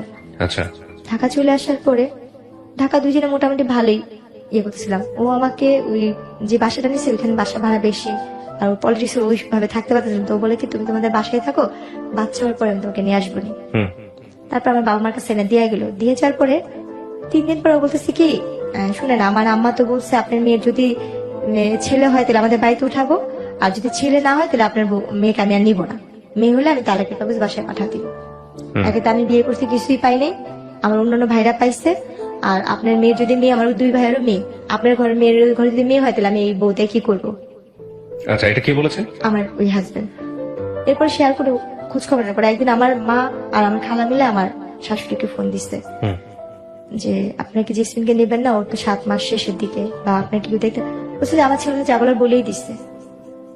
পরে আমার খালা বললো কি তাহলে আমার একটা আপনি কথা কি জানেন, মানে আপনার ফ্যামিলির লোকজন কি জানে যে ছেলে মেয়ে হওয়ার ব্যাপারটা আসলে শুধুমাত্র সাইন্টিফিক্যালি এটা নির্ভর করে হচ্ছে একটা ছেলের উপরে? আমার পুরো ফ্যামিলি তো মানে লেখাপড়া জানে না। এটা জানে না? আপনি জানতেন এটা? আমি যে বললাম আপনাকে, আপনি এটা জানতেন? আমি নিজেও জানতাম না। আজকে ফার্স্ট জানলেন? হ্যাঁ, আমি আজকে মানে জানছি। একটা সন্তান ছেলে হবে নাকি মেয়ে হবে এই ক্ষমতাটা আল্লাহ শরীরবৃত্তীয় ভাবে একটা ছেলের মধ্যে রেখেছেন, এবং এটাতে একটা মেয়ের কোনো হাত নাই। হ্যাঁ, এবং এটা ক্রোমোজোমের ব্যাপার স্যাপার থাকে, আমি বৈজ্ঞানিকভাবে আপনাকে ব্যাখ্যা করবো না, কিন্তু এখানে মেয়ের কোনো হাত নাই। এটা আপনাকে এই কারণেই বলতেছি যে বাংলাদেশের অনেক অনেক মেয়ের ভাগ্য এই জিনিসটার উপর নির্ধারিত হয়, এবং মনে করা হয় যে ছেলে হবে না মেয়ে হবে এটা তারই দোষ। যদিও সমাজ অনেকখানি পরিবর্তন হয়েছে, এখন আর আমি জানি না এত পিছিয়ে আছে কিনা মানুষ, কিন্তু এটা কি আপনি জানতেন? আজ পর্যন্ত আপনি জানতেন না? জানি না। আচ্ছা, তারপরে কি হলো?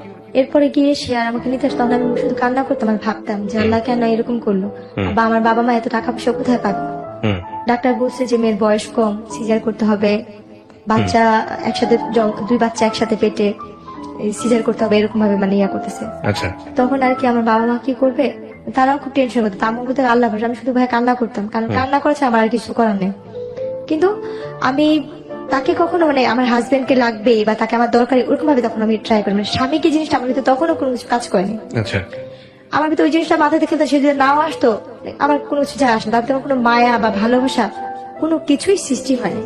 এরপর হয়েছে গিয়া আমার বাচ্চাটা মানে মারামারিতে হইলো, আমার যখন বাচ্চা হবে, আমার অলরেডি বাচ্চা হওয়ার সময় হয়েছে 2010-এর দিকে আমার বাচ্চা হলো, এবং নর্মালি ডেলিভারি হলো বাচ্চাগুলো মানে 10-এর বাচ্চাগুলো মানে টুইন ছিল? হ্যাঁ। ও আচ্ছা, মার্চের 26 তারিখে হয়েছে। দুটোই মেয়ে? না, ছেলে। হ্যাঁ। এক ছেলে এক মেয়ে, মাশাআল্লাহ। হ্যাঁ, তারপর? এবং নর্মালি ডেলিভারি হয়েছে আল্লাহর রহমতে। তখন ওই কথা শুনে ওনারা আসতে, ও আমার হাজবেন্ড আসতে, আমার হাজবেন্ডের বড় ভাইটি সবাই আসতে, দেখলো খুব খুশি বাচ্চাদের নিয়ে গেল, কিন্তু মেয়েটাকে ওরকম বেশি একটা আদর করে নাই। আচ্ছা, ছেলেটাকে নিয়ে সবাই খুশি ছিল। আচ্ছা আচ্ছা। এরপরে গিয়ে ওনারা আর কি ভালোই দিন কাটতেছিল মোটামুটি আল্লাহর রহমতে। ঝগড়া কাজে আসে মানে মারধর আসে, উনি তো নেশা করতো, নেশা করে আসতো, প্রায় বলতো যে তোকে বিয়ে করে কিছু পাইনি মাতাল অবস্থায়, তোরে বিয়ে করে যৌতুক পাইলাম না, তো তোকে দিয়ে আমি ইয়ে করবো, এখন তো আমার বাচ্চা হয়েছে, আমার ছেলে হয়েছে, আমার তার তোকে আর দরকার নেই, আমার মেয়ের অভাব নেই, এরকম বলতো। এমনকি উনি ঘরে অনেক মেয়েদের নিয়ে আসা, যেরকম স্বামী স্ত্রী থাকে ওরকম সে থাকতো। আচ্ছা, আপনার সামনে? হ্যাঁ, এইভাবে সে ব্যবহার করতো। তো সত্যি কথা বলতে কি আমার না ওই মানুষটার প্রতি কখনই ভালোবাসা কি জিনিস আসেনি, কারণ আপনি বুঝিনি তো নাই, বোঝার বয়স ছিল না বিষয়টা। বোঝার বয়স নেই, কেন জানি তাকে আমি ভয়ই পাই, তাকে তো কোনো ভালোবাসার মানুষ হিসেবে দেখিনি বা স্বামী হিসেবে দেখিনি। 2টা বাচ্চা হয়েছে, তাও মনে হয় হাতে গোনা কয়েকদিন স্বামীকে পাইছি, আমার ওনার প্রতি কোনো মায়া নেই, তো ওনার প্রতি আমার ভয়টাই বেশি কাজ করতো সবসময়। আল্লাহ কখন দিন এসে আমাকে মারবে, কখন দিন উনি মাতাল হয়ে আমাকে মারবে, এই চিন্তাগুলো ছিল। আর ওনার সাথে যেটা উনি হয়তো মানসিক ভাবে সাইকো টাইপেরই ছিল, যেটা মানুষ বলে। আমি আমার হাজবেন্ডের সাথে কোথাও যাচ্ছি, কেউ যদি বলতে চাই তোর বউটা তো অনেক সুন্দর, উনি তাকে কিছু না বলে সে আমাকে উড়া ধরা মারতো। আর মার কি, যে মারগুলো সহ্য করার মতো না, যে মারগুলি আমার আজও ঘুমাইলে চোখ বন্ধ করে আমি চোখের সামনে ঝাপসা ঝাপসা ভাসে, হাতটা কেবে পিছিয়ে মারতো, মুখে কাপড় দিয়ে তার পাতা দিতে মারতো, যেটা আমি বাইরে যে কিছু বলছে উনি আমাকে সে মারতো। কিন্তু যখন আমার বাবু হলো, বয়স আস্তে আস্তে বাড়তে থাকলো, 6-7 মাস বয়স হইতে থাকলো বাচ্চাগুলোর, তখন থেকে তার অত্যাচার আরো বেশি বেড়ে যেতেছিল। হুম। প্রতিনিয়ত তার অত্যাচার বার্তা ছিল, কারণ তার ছেলের প্রতি তার ভালোবাসা ছিল বেশি, হুম। মেয়ের প্রতি না। এবার প্রায় এমন করতো। তার প্রায় মা বাবার কাছে আমি বেশিরভাগই বাবা মার বাড়িতে দিন কাটেছি। বড় লোক দেখা বিয়ে দিছে, কিন্তু বাবা মার বাড়িতে আমি কইরা আসছি। হুম। বড় লোক শুধু নামেই ছিল, কাজে না। ওই আস্তে আস্তে ওই ব্যবসার কাজটা আমার দিকে আস্তে আস্তে পড়তেছিল, কারণ আমার ছোট থাকতে তখন আমি অনেক হ্যাংলা পাতলা চিকনা টাইপের ছিলাম। বাবু হওয়ার পর আস্তে আস্তে আমার গ্রোথ ভালো হচ্ছে, আমি দেখতে আরো বেশি হচ্ছি। হুম। এখন তো আমি কিছুই নেই, তখন দেখতে আমি আসলেই অনেক সুন্দর হচ্ছিলাম। হুম। তো যখন কাজ কাম করতাম, রান্না বান্না করতাম, বাসায় বিভিন্ন টাইপের লোকজন আসতো। তার দলের লোক আসতো, তার দলের লোকের বাইরের লোক আসতো, তার কুকুর গেস্ট আসতো। হুম। আস্তে আস্তে এক একজন আমার কথা বলতো ওদের কাছে। তো তখন ও ওই জিনিসগুলো আমাকে আমার মাথায় ঢুকাতো, তুমি এটা করো এটা করো। আমি বললাম না, আমি কেন যাবো, কেন করবো ওই জিনিসগুলো আমি বলতাম। আমি বলতাম কি, আপনি তো আমাকে এই কথাগুলি বলেন, আমি মানুষের কাছে বইলা দিব। তখন সে আমাকে আবার ওইভাবে হাত পা বাইধা পা তালুতে মারতো। আর ওই মারার অবস্থা ব্যয় মনে হতো কি, কে যদি একবার আমার হাতটা খুলে দিত, আমি নিজে তারিখ ফোন করতাম। মানে এত রাগ উঠে যেত? এমন ভাবে মারতো যে মাইগুলো মানে ভাষায় প্রকাশ করা যায় না। মানুষ নাকি রিমেন্টে অনেক মারধর করে, কিন্তু আমি এই জীবনের রিমেন্টের মায়ের অনেক খাই আইছি। অনেক রিমেন্টের মায়ের খাই আইছি, যে মায়েরগুলি আমি চোখ বন্ধ করলে আমার চোখের সামনে ভাসে, কাউকে বলতে পারি না। মনে হয় যে আস্তে আস্তে মানসিক রোগী আমি নিজেই হয়ে যেতেছি। উনি কি, ওনার থেকে বেশি এখন মেন্টালি টর্চারিং আমার হচ্ছে। বাপ মার কাছে যেমন, বাপ মা তো গরিব, বাপ মা কোথেকে আমার সাহায্য করবো। হুম। আমার কিছু বলতে গেলে বলতে হুমকি দিত, আমার ভাইরে এটা করবো, ছোট ভাইরে ওই করবো, বড় ভাইরে করবো। চিন্তা করতাম আমার লাগে আমার ভাইদের করতে হইব, আমরা তো নিজেরাই গরিব। ওনার সবকিছু মানতাম, খালি পারতাম না নিজের দেহটারে বিলা দেওয়ার জন্য। যা বলতো তাই করতাম, যেটা বলতো সেটাই করতাম। আর স্বামীতে যে ভালোবাসা, তাকে আমি তো কখনই আমার ভিতরে কখনো আসেনি। তার জন্য মানুষ যেমন একটা মেয়েকে ভাড়া করে আনে, ব্যবহার করে, আমি ওনার কাছে সেরকমই মনে করতাম যে উনি যে মেয়েটাকে আজকে আছে, আমি তাদের ভিতরে একজন। ওহো। এই জিনিসটা মনে করতাম সবসময়। তারপরে গিয়ে এই যে বাবা খাওয়াটা, উনি বাবা খাওয়া তুললো আস্তে আস্তে। হুম। আস্তে আস্তে আমাদের সংসার ধ্বংসের পথে চলে যেতেছিল। তার ভাই বোন তারা তো সবাই এক সাইডে হয়ে যেতেছে, শুধু তার সাথে তার দুই ভাই আর তার মা ছাড়া আর কেউ তার সাথে মিলতো না। কারণ তারা তো এই ধরনের ব্যবসা করতো, তার একটা ফুফু ছিল এই ধরনের কাজ করতো। প্রিয় দর্শক এবং শ্রোতা, আপনারা শুনছেন এবং দেখছেন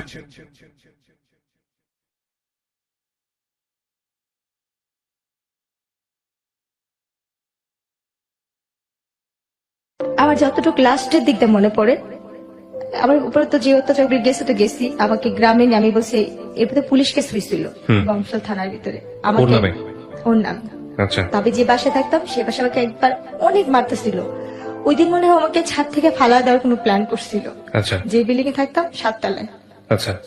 তখন পুরান ঢাকায় থাকি। তো ওইখানটা আমার যেটা মনে পড়ে, আমার অনেক মারতেছিল, এত মারতেছিল যে মানে ভাষায় মারতে মারতে টাইনা টাইনা আমার ছাদের কর্নারে নেওয়ার চেষ্টা করতেছিল। হ্যাঁ, হ্যাঁ, হ্যাঁ। আমি কোনোভাবে যাবো না, আমি দরজার সিট ইয়াটা ধরে রাখছি। আমি বলছি, আপনি আমাকে একটা বারের জন্য মাফ করেন, আপনি যা বলবেন আমি তাই করবো, আপনি যেইটা বলবেন আমি সব ধরনের কিছু করবো। আমি কাজের মেয়ে হয়ে থাকবো শুধু আমার বাচ্চাগুলোর জন্য, শুধু আমার সন্তানগুলোর জন্য আমি এই লোকটার সাথে থাকতে যেতাম। কারণ আমার নিজের প্রতি, নিজের দেহের প্রতি কোনো লোক ছিল না, এই দুনিয়ার কোনো কিছুর প্রতি আমার লোক নেই। আমার শুধু একটাই শখ ছিল, আমি একটা ঘরের বউ হবো, একটা যৌথ পরিবারের বউ থাকবো, একটা সংসারী মেয়ে থাকবো। আমার একটা ঘর দরকার ছিল, স্বামী যেমনই হোক, আমি সেটা পাইনি। এরপর ওদিন মারার পরে না শুধু ওই বিল্ডিং এর মানুষজন আমাকে ধরে, তারপর আমি না পারি ওদিন কোনার প্রতি আমার ক্ষিপ্ত একটা ঘৃণা চলে আসছিল যে আমি ওনার অত্যাচার সহ্য করবো না, আমি ওনার প্রতি নিজে যে মামলা করবো, কেস করবো। আমি আমার বাচ্চাটাকে দুইটারে কোলে নিয়ে আমি নাইমা চলে আসছি, পলাই চলে আসছি ধরতে গেলে, যে আমি বংশাল থানায় যাই ইয়া করে। ওনারা আমার মায়ের চিনুক দিয়ে, মাথা ফাটা ছিল, শরীরের এখানে সেখানে মায়ের চিনুক দেখা, ওনারা সাথে সাথে আমাকে ইয়ে করতে কেস নিয়ে নিচ্ছে। মানে আপনি মামলা করলেন কত সালে? ওইটা 10-এর দিকে, 2010-এর দিকে। তারপর ওনারা নেওয়ার পরে নারী নির্যাতন মামলা। হ্যাঁ, তারপর করার পরে ও মা পুলিশ বাসায় আসলো, ওরকে বাসায় পেলো না, ওর ভাই ফোন দিল, ওর মা ফোন দিল, পুলিশ বলল কাছে ঠিক আছে তুমি বাসায় চলে যাও। আমি ওইখানেই বসা, তারা কিন্তু আমার হাজবেন্ডের সাথে কথা বললো, আচ্ছা ঠিক আছে এটা পারিবারিক ব্যাপার, তারা ঘরোয়াভাবে ম্যানেজ করে নেবে, আপনারা যান চলে যান। তার চাচা উকিল, অনেক বড় উকিল, তার মামারা হয়েছে অনেক বড় লোক, তার পুকুরা, তারা নিয়ে আমার বাবা মাকে ডাকা বললো কি আপনার মেয়ের এত বড় সাহস, আমাদের ফ্যামিলি সম্পর্কে সে জানে, সেই অনেক হুমকি টমকি দিয়ে ঠিক আছে ওকে আর ঢাকা রাখবো না, ওকে গ্রামে রাখবো, গ্রামেই থাকবে। এই বইলা কোনো কেস আমাকে গ্রামে নিয়ে গেল। গ্রামে নিয়ে যাওয়ার পরে তার তো কোনো খোঁজ খবর নেই, সে আসে না, কিছু করে না। এরপরে একবার 6-7 মাস পর সে বাসায় গেছে। এর মধ্যে সে আমার কোনো খোঁজ খবর নেয় না, যায় না। ওই শাশুড়ি ঢাকায় থাকে, ওই খ্যাত খামারি করে যেটা জুটে সেটাই খাইতাম। আর আমার কয়েকটা চাচি শাশুড়ি ছিল খুব ভালো বাড়ির মধ্যে, ওনারা আমাকে যতটুকু দেখতো, ওনাদের হাতের কাজ করে দিতাম, রান্না বান্না এটা সেটা উঠান ঝাড়া দিত, খাবার দিত। কারণ ওইখানে আমার ঘর ভাড়া লাগে না, খাওয়াটাই মেন আমাদের বাচ্চাদের।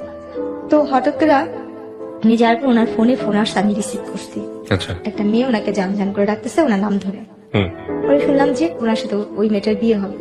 আচ্ছা। প্রত্যেকটা মেয়েরই স্বামী যেমনই হোক, স্বামী তো, কারণ উনি অনেক মেয়েদের সাথে সম্পর্ক করে, কিন্তু কোনো মেয়েকে যদি সে বিয়ে করে তাহলে আমি তার এখানে থাকতে পারবো না।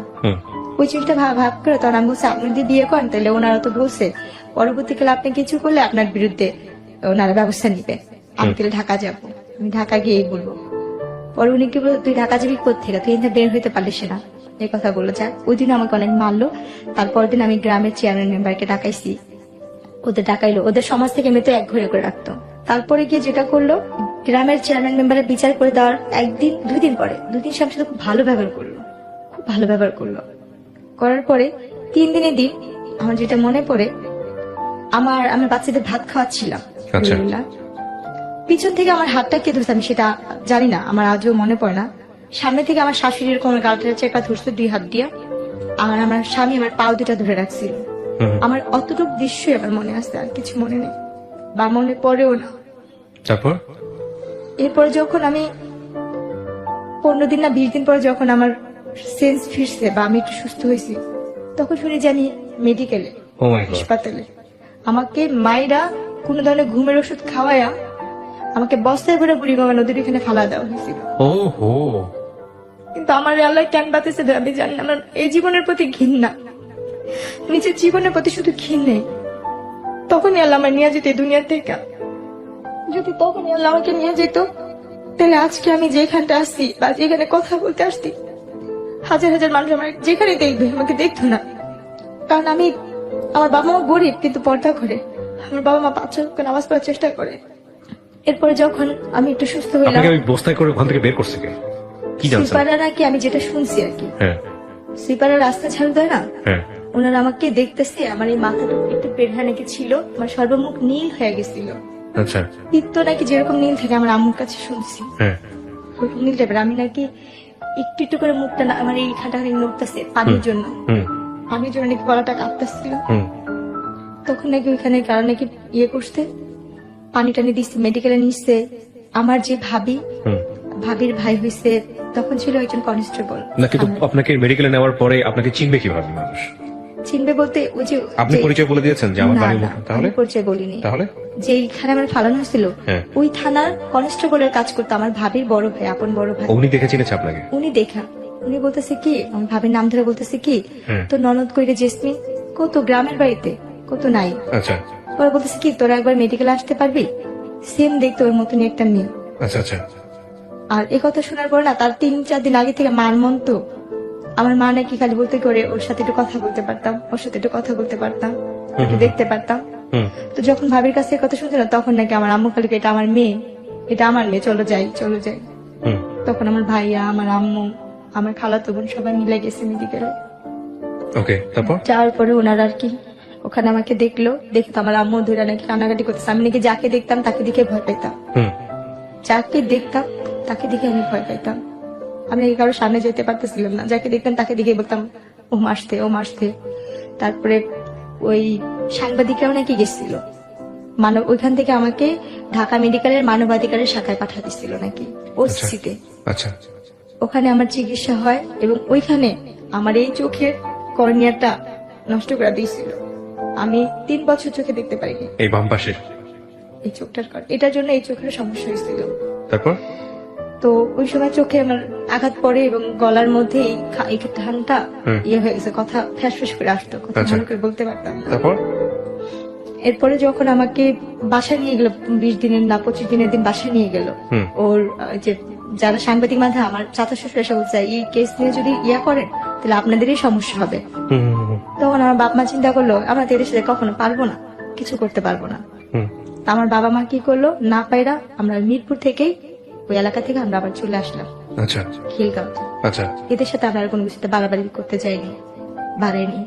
মানে পরবর্তীতে মামলা করেন নাই বা এরকম কোনো কিছু, কোনো অ্যাকশনই যান নাই?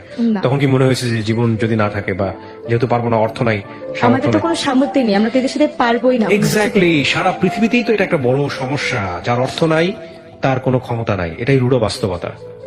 কিন্তু রাষ্ট্রের অধিকার হচ্ছে এজ এ নাগরিক হিসেবে আইনি সহায়তার জায়গাতে অর্থ থাকুক আর না থাকুক এটা নিশ্চিত করা। কিন্তু আগলিয়েস্ট ট্রুথ যেটা আমরা সবাই জানি, যার যত অর্থ তার তত ক্ষমতা। পুঁজিবাদী অর্থনীতি বা পুঁজিবাদী বিশ্বের এটাই হচ্ছে সবচাইতে লুট বা নগ্ন চরিত্র, যাই বলি না কেন। আমি ক্যামেরার এই পাশে আছি, আমার দিকে যেহেতু ক্যামেরা ফোকাস না, সো আমি আমার কথা বাড়াচ্ছি না, বলেন তারপর। এরপর যেটা হচ্ছে, মানবাধিকার থেকে আমাদের যথেষ্ট পরিমাণে সাহস দেওয়া হয়েছে। ওখান থেকে তারা আমাকে বলছে তুমি এক চুলো নড়বা না, তোমার টাকা পয়সা কিছুই লাগবে না, আমরা আসছি, আমরা করবো। মানবাধিকার থেকে আমি যথেষ্ট সাহায্য পাইছি ওখান থেকে আমার চিকিৎসা হয়েছে, আমি সুস্থ হয়েছি। মানবাধিকার ওখান থেকে আমার ট্রিটমেন্ট যতটুকু পারবা, আমার মামলা নিয়ে যতটুকু লড়ার, ওনারা যথাসাধ্য চেষ্টা করতে। ওনাদের কাছ থেকে আমি কোনো কম পাইনি, ওনাদের কাছ থেকে আমি যথেষ্ট হেল্প পাইছি ওখান থেকে। আমার ভুলটা ছিল যেটা, ওরা আমার সাথে কথা বলছে ফোনে যে তুই কি চাস তোর বাচ্চাগুলোর জীবন নষ্ট হোক, বা তুই কি চাস কোনো ধরনের ক্ষতি হোক, মানে আপনার হাজবেন্ডের পক্ষের লোকজন? হাজবেন্ডের পক্ষের লোকজন থেকে। তখন আমি বলছি কি না, আমি সংসার করতে চাই আমার বাচ্চাদের জন্য। আমার বাবা মা, আমি তো মানসিক ভাবে তখন সুস্থ ছিল না পরিপূর্ণভাবে। আমার বাবা মা আমাকে শিকল দিয়ে আটকে আটকে রাখতো, যদি আমি না যেতে পারি, যদি থাকি। আমার মার সাথে, আমার ভাইয়ের সাথে মনে খারাপ ব্যবহার করে আমি চলে যাই। আমি কিন্তু তখনও পরিপূর্ণভাবে সুস্থ না ভাইয়া। আমি তারপরও চলে গেছি তাদের কাছে, ওরা আমার কাছে নিচ্ছে, আমি গেছি। এরপর যখন গেলাম ওদের এখানে 3-4 দিন পরে, ও আমাকে বললো কি যে দেখো আমার তো সবকিছুতেই এখন আমি বঞ্চিত, টাকা পয়সা থেকে, যে ঝামেলা কেস মামলা অনেক কিছুতে দৌড়াদৌড়ি করছি, আমার হাতে টাকা পয়সা নেই, আমি তোমাকে দিয়া, মানে ওদের যে ফ্যামিলি যে অনুষ্ঠানগুলো হইতো, যে মানুষ নিয়ে কাজ টাজ করা, মানে মূলত ওরা খারাপ কাজই করতো। ও কি কোনো ধরনের সেক্সুয়ালি কোনো ধরনের হ্যারাসমেন্ট, মানে কাউকে কারোর কাছে পাঠানো জোর করে বা এগুলো পয়সা এগুলো করছে? চেষ্টা করছে কিন্তু পারে নাই। পারে না বলতে দিছিল, এক জায়গায় একজনের রুমেই ঢুকা দিছিল। হ্যাঁ, কিন্তু আপনি শেষ পর্যন্ত এটা সফল হতে বাবা দেন নাই। ডাইকা, হ্যাঁ, বাবা ডাকে আপনি ওখান থেকে বের হয়ে আসছেন। তার বাপ ধরে পা জোড়া ধরছিলাম যে ও তো আমার স্বামী, ও আপনার কাছে দিছে কেন আমি জানি না। তখন উনি একটা গালি দেয়, বলছে যে ও কি মানুষের বাচ্চা, ও তো কাফের, ও তো এমনিতে মনে হয় তোমার বাবা, তো তোমার সাথে যেহেতু এই কাজ করছে তুমি এইখানে থাই করা, তুমি চলে যাও। ও সব ধরনের কাজ করতে পারবো, ও একজন দালাল। এরপরে যেটা হয়, ওই দিন আমার জীবনের শেষ রাতই বলা যায়। এরপর আপনি ডিসিশন নেন তাকে ডিভোর্স দিয়ে দিবেন? ডিভোর্স তো তারাই নিয়ে নিচ্ছে আমার থেকে, জোর করে মায়ের ধরে করে একটা কাগজে নিচ্ছে, বলছে কি এখানে একটা সই কর, একটা কাজে লাগবে। এটা যে অনেক আগে তার ডিভোর্স দিচ্ছে সেটা আমি বুঝতে পারি। কত সালের এটা ঘটনা, ডিভোর্সটা? 10-এর ভিতরে। 2010-এর ভিতরে। আপনার বাচ্চার তখন বয়স কত? বাবু তোর কত 8-9 মাস। 8-9 মাসের বাচ্চা ফেলে আপনাকে বাসা থেকে বের করে দেয়? 1 বছর হয় নাই, না হবে 1 বছরে ওদের একটা আপনি জন্মদিন। কি মামলা তুলে নিয়েছিলেন পরে? এই মামলা পরবর্তীতে কোথায় আছে, কিভাবে আছে, আপনার খোঁজ খবর নেন নাই? আমরা তো লেখা বাজার, আমি তো এইটাই রাখিনি, মানে ওই কাগজপত্রই রাখিনি, আর কোনো কিছুতে যাইও নি। আর আচ্ছা, আর আমরা ওটা আগেই নেই, এটাতে আমরা কোনো ধরনের কিছু পাবো, আমরা আগে সেটা মামলার হবে।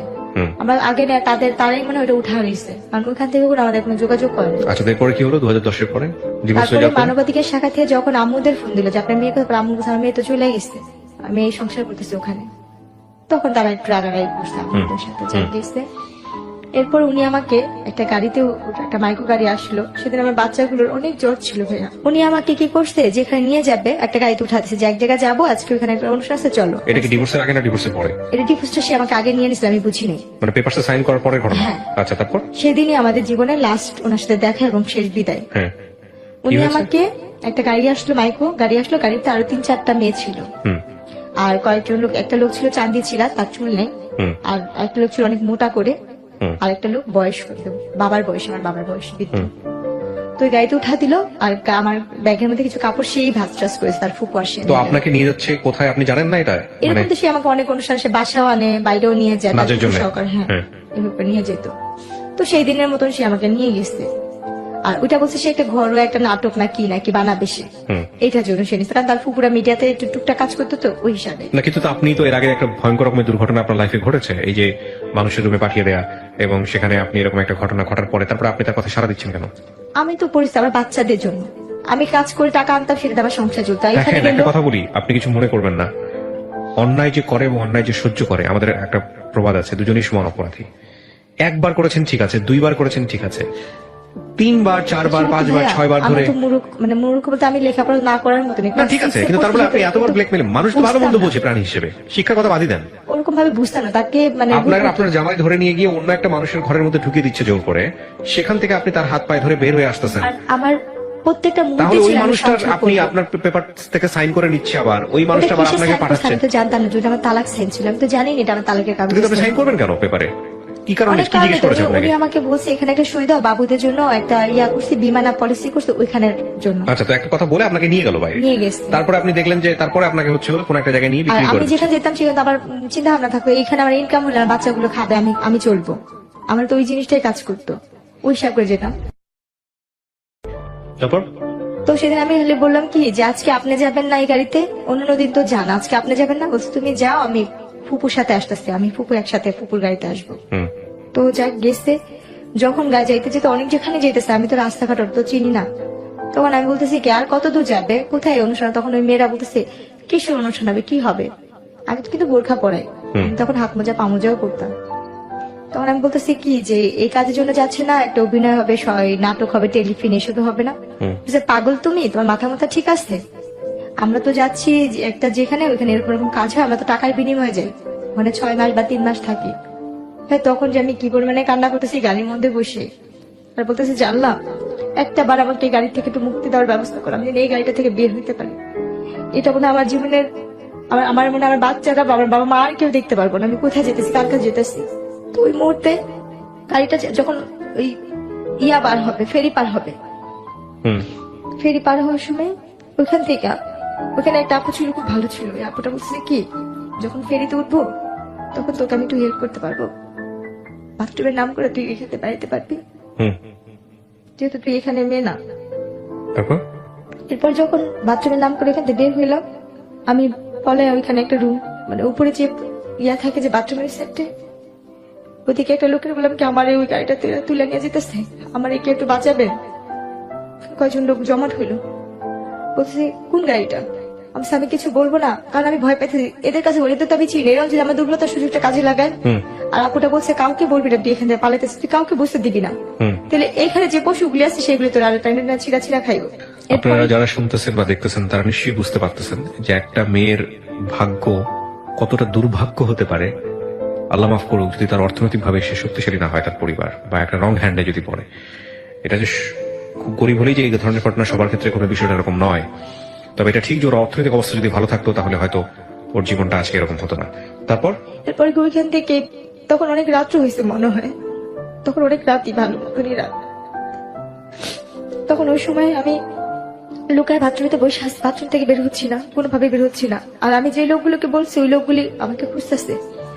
অনেকক্ষণ পরে ভালো করে বোরখার মুখটুক আটকে অন্য সাইডে এমন ভাবে বের হলাম যে আমি কাউকে কিছু বলিনি, আমি যে কোনো গাড়ি থেকে পলাইছি বা কিছু কাউকে কিছু বুঝতে দিইনি। এরপর যখন ফেরিটা ঘাটে ফিরলো, ওরা তো খুঁজতেছে খুঁজতেছে, কোনোভাবে পাচ্ছে না। আমি গাড়িটাকে দেখতেছি লুকা এক সাইডের থেকে ভিতরে, ওখান থেকে দেখি কি গাড়ি থেকে 3-4 জন বের হচ্ছে, চান্দা মাথা যে লোকগুলো বের হচ্ছে। আমি তাড়াতাড়ি করে জোর জোরে হাইটা আগা ফেরির মধ্যে যে খাবারের দোকানগুলো থাকে না, খাবার খায় হোটেল টোটেল, ওইখানে ভিতরে ঢুকছি। ওইখানে ঢুকে আমি এক সাইডে গিয়ে এক পাশে যে দাঁড়া, মানে এমন ভাবে ইয়ে করতে যে আমি দোকান থেকে কিছু কিনতেছি, আমাকে কেউ না দেখে বা না ইয়ে করে। কারণ আমি তখন বুঝি যে আমার যে করেই হোক আমার এই জায়গাতে বাঁচতে হবে, এবং আমি এইখান থেকে বাঁচার পরে ওই স্বামী নামে যে পশুটা ছিল তার সাথে আমি আর কোনো ধরনের যোগাযোগ করবো না, তার সাথে আমি আর কোনো ধরনের সম্পর্কেই রাখবো না, আমার নসিবে যা আছে তাই হবে। কারণ আমি তো বাচ্চাদের রাখার জন্য, আমার বুকে রাখার জন্য অনেক চেষ্টা করছি, আমার 2টা সন্তানকে মানে কষ্ট করে পালছি। আজকে আমার সেই বাচ্চাদের আমি চোখেও দেখি না, জানিও না কোথায় আছে, কিভাবে আছে, কিছুই জানি না। শুধু অভাবের কারণে আমি তার সব ধরনের অত্যাচার, সব ধরনের কথা আমি মাইনা নিয়েছিলাম।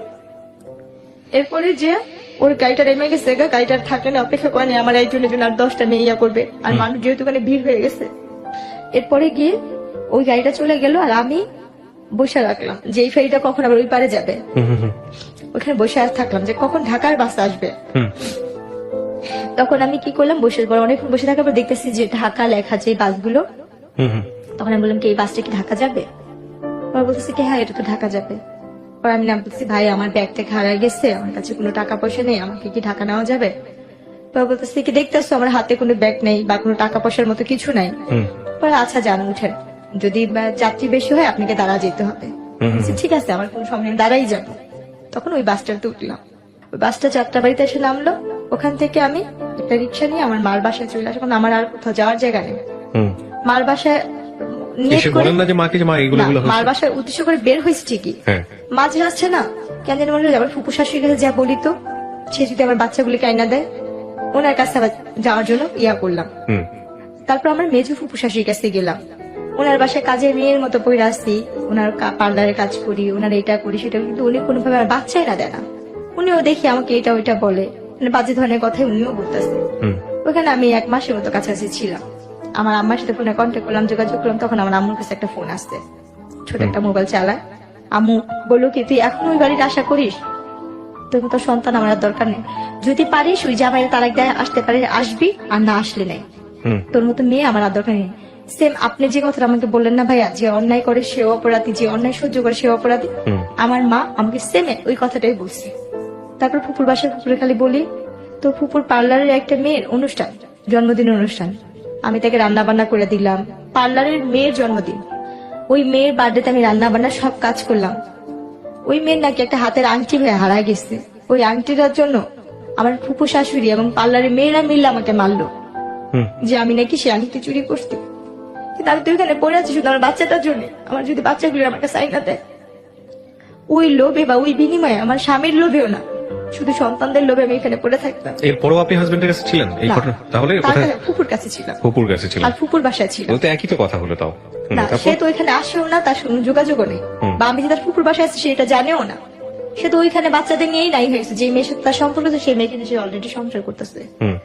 পরে গিয়ে ওই মাই খাওয়ার পরে আর ওইখানে আর থাকিনি, চলে আসলাম। আয়সা বাবা মার কাছে বললাম যে ঠিক আছে আম্মু আমি ওনারে তালাক দিয়ে দিব। আম্মু বলছে আগে তুই তালাক দিয়ে, আমার কাছে টাকা পয়সা নেই। তুই কোথেকে দিবি, কিভাবে দিবি? আমি জানি না, আমি কি টাকা নিয়ে গাছ লাগা রাখছি, যোগাযোগই করবি না। তারপরে গিয়ে কাজের অফিসে গিয়ে বললাম যে আমি এরকম ছাড়তে চাই, আমার কাছে টাকা টুকা নেই, কেমনে কি ছাড়া যায়? বলছে আপনি 500 টাকা যদি ম্যানেজ করে আনতে পারেন আমি এখান থেকে কাগজপত্র করে দিব। এরপরে আম্মুর থেকে যে আম্মু 500 টাকা দিল, 500 টাকা নিয়ে ওনারে যায় তালাক দিলাম। আমার তালাক যাওয়ার আগে এটা 2011 সালে। 2011 সালে বিয়ে হয়েছিল কয় সালে? 2007-এ কাবিন হয়েছে, আমাকে 9 সালে বাচ্চা পেটে নেওয়া অবস্থা উঠা নিচ্ছে। ওকে, তারপর 11তে আমার তালাক হয়েছে। তালাক হওয়ার পরে ওনাদের সাথে আমার আর কোনো যোগাযোগ নেই, আমার কোনো কন্ট্যাক্ট নেই। এরপরে আমি আস্তে আস্তে মানে টেনশন, বাচ্চাদের জন্য টেনশন করতে করতে, আর ওই যে আমার মাথায় যে আঘাত পড়ছিল চোখে তো দেখি না, এক পর্যায়ে আমি আস্তে আস্তে অসুস্থ হয়ে গেলাম। তখনই আমি ব্রেন স্ট্রোক করি। স্ট্রোক করার পরে আমার অনেক কিছুই মনে নেই। তারপরে এইভাবে তখন এই আম্মুর সাথে থাকতাম, টুকটাক হাতের কাজ করতাম, থ্রিপিস না বিক্রি টিকটি করতাম, মানে আমার মতো যে কাজ করতে পারে আমি সেই ধরনের কাজটা করতাম টুকটাক। করার অবস্থায় এক বাসায় কাপড় বিক্রি করতে যেতাম। কাপড় বিক্রি করতে যাওয়া অবস্থায় ওনারা অনেক বড় লোক ছিল, আর আমি হয়েছে অনেক ধরনের সুতার কাজ, ব্লক বাটির কাজ, সব ধরনের কাজ জানি। আর যেহেতু আমার শ্বশুরবাড়িতে পার্লার ছিল, তাদের পার্লারের কাজটা আমি শিখে ফেলছিলাম। ওই বাসায় ওনাদের ব্যাগের সাথে আমার ব্যাগের সাথে মিলা যায়। তখন আমি যখন চলে আসি ওনাদের ব্যাগে টাকা ছিল, আর আমার ব্যাগে ছিল কাপড় আর ছোট্ট একটা বাটন ফোন আমি চালাতাম।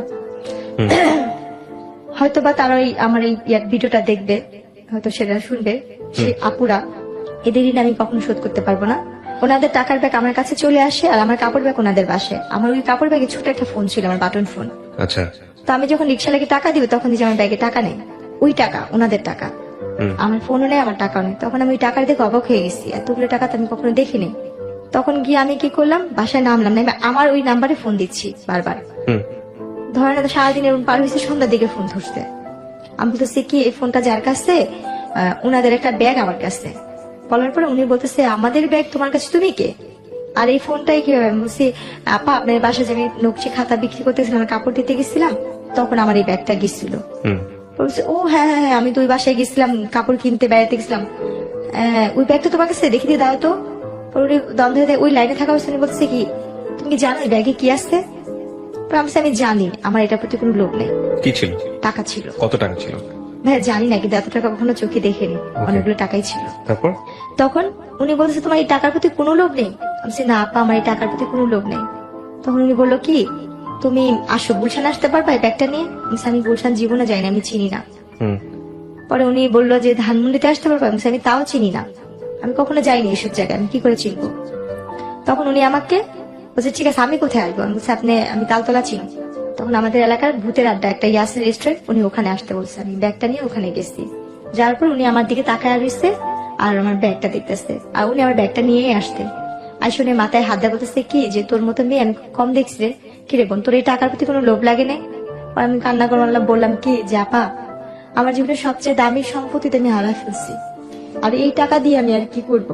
আমার জীবনে যে ছেলে মেয়ে আমার স্বামীর সংসার, সেটাই তো, এই টাকার জন্য আমার জীবনটা আজকে এখানে। আমার বাবা মার টাকা ছিল না বলে আমি স্বামীর সংসার করতে পারিনি, যৌতুকের টাকা দিতে পারিনি, এটা আমার মূলত আমার অপরাধ ছিল। আমি গরিবের মেয়ে, আমার বাবা মা গরিব। তখন উনারা খুব মায়া লাগছে আমার কথা শুনে, বলছে তুই এখান থেকে যে টাকা নেবে নিয়ে নিলে। বলছে না আপা আমার টাকা লাগবে না, যদি পারেন আমার একটা কাজ দিয়ে আমি কাজ করবো, আমার একটা কাজ দরকার, আমি যদি একটু চাকরি করতে পারতাম আমি লেখাপড়া জানি। তখন উনি আমাকে কি কাজ দিল, ওনার বাচ্চাদের স্কুলে নেওয়া আসার একটা কাজ দিল। আচ্ছা, ওনার বাচ্চাদের স্কুলে নিয়ে যেতে মানতাম, কিন্তু ওনার অনেক বড় লোক ছিল। এরপর একদিন ওনার বাচ্চারা অসুস্থ, একটা বাচ্চা অসুস্থ, ওনার ছেলে অপারেশন করবে। ছেলেটার অপারেশন করার সময় তাদের এবি নেগেটিভ রক্তের গ্রুপ দরকার ছিল। ওই সময় ওই রক্তটা আমি দিই। আমি বলি যে আমি এই রক্তটা দিব। বলছে কি তোর কি রক্ত এটা?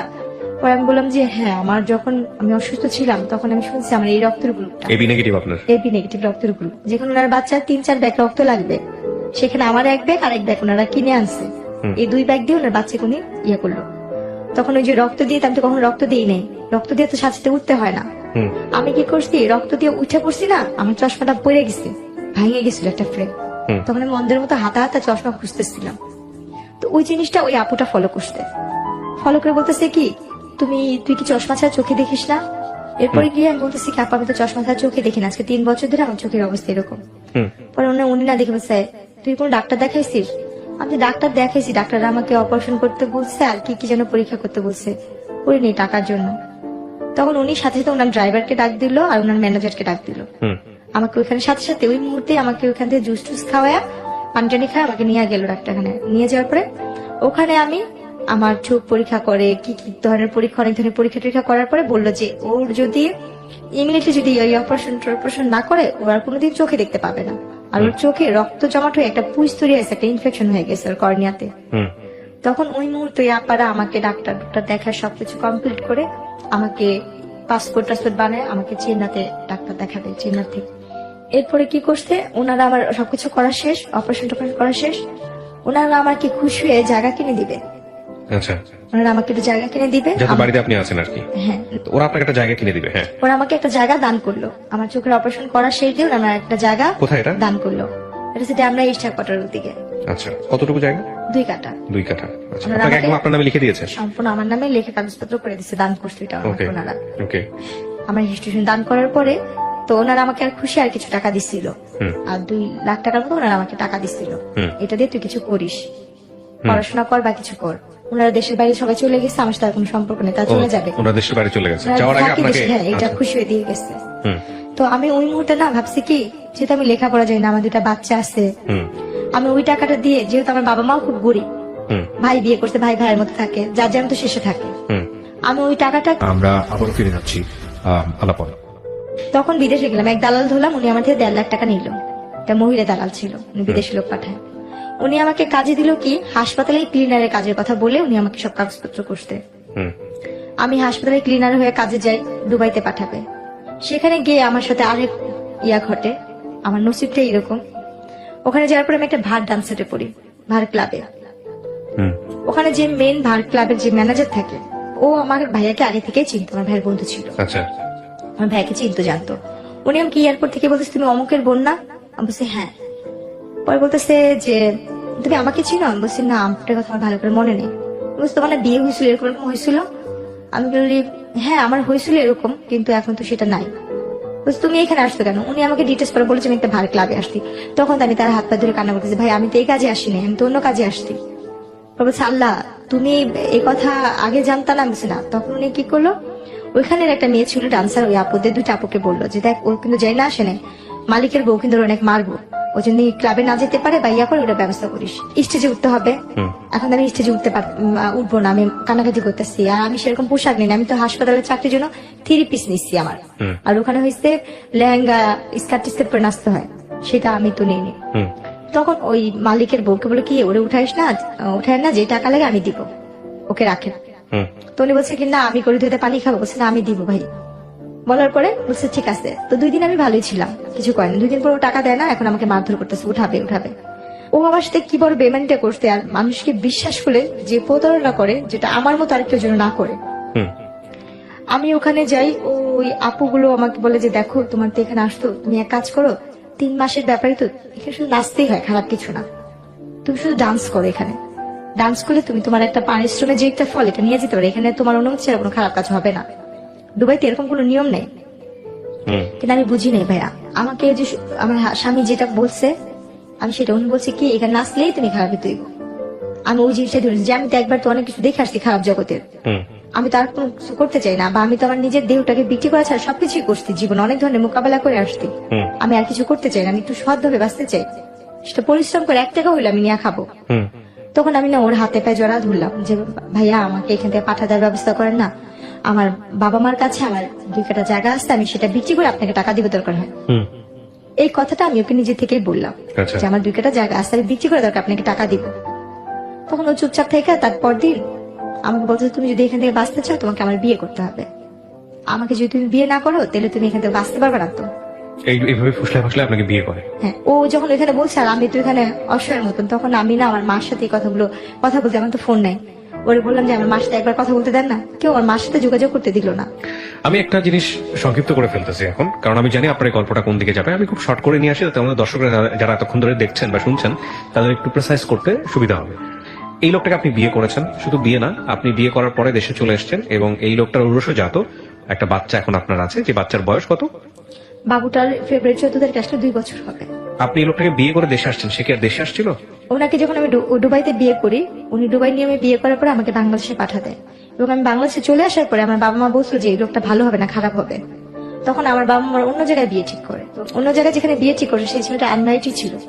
আমার প্রথম বিয়ে, এবং আমার তখন কি আপনি কনসিভ আপনি জানতেন যে আপনি কনসিভ করেছেন? তখন আপনি জানেন ছিল না, তখন আমার কোনো বাচ্চা পেটে ছিল তারপরে না। বাংলাদেশে এসেছে, হ্যাঁ, আপনার বাবা মার সঙ্গে বিয়ে বিদেশ করেছে? স্বামী স্ত্রীর কোনো সম্পর্ক নেই, শুধু বিয়ে করছে ওই পর্যন্ত। কি ওই তো বললাম বাংলাদেশে এসেছে, আপনার সঙ্গে কিছুদিনের জন্য ছিল, সংসার করেছে। না, উনি আমাকে একা পাঠা দিছিল।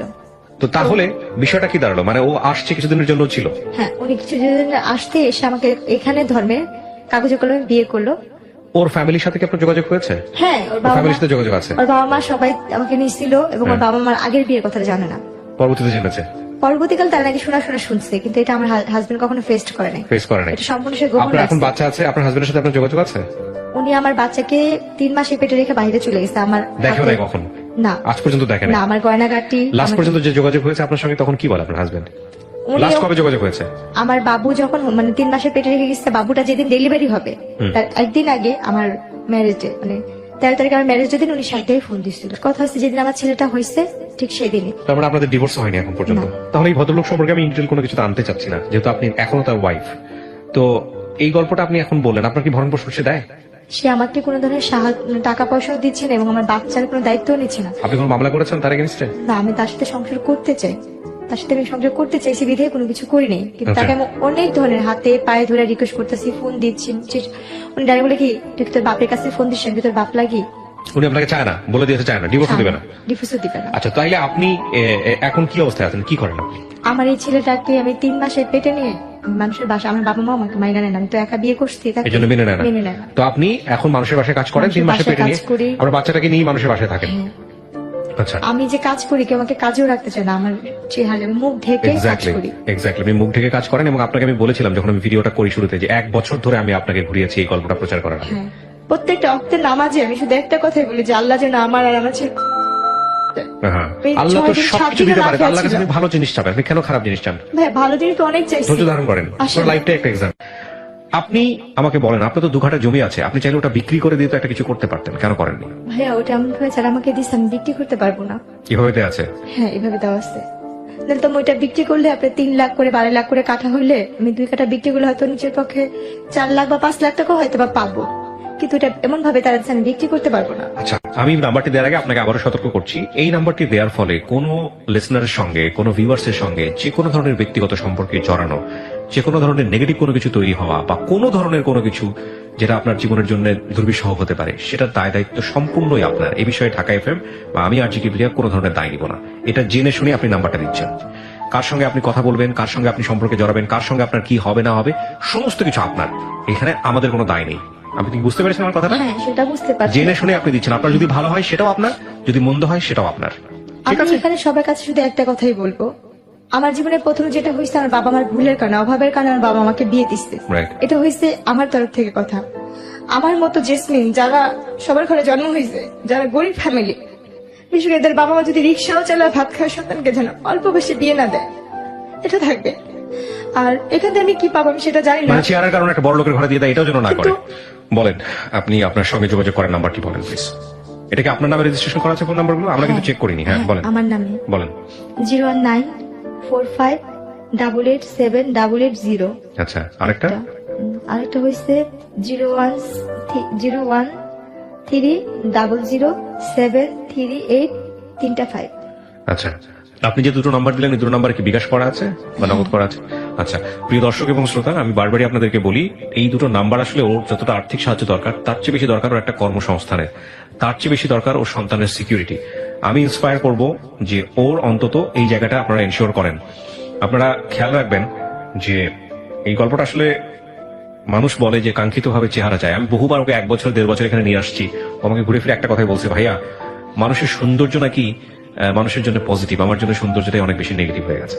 তো সেই জায়গাটা থেকে চলেন, ওর জন্য আমরা যদি পারি ওর একটা কাজের ব্যবস্থা করি, ওর একটা কর্মসংস্থানের ব্যবস্থা করি, এবং যে যেভাবে পারেন ওর পাশে দাঁড়ান। আমরা চাই ওর সন্তানের একটা ভবিষ্যৎ হোক।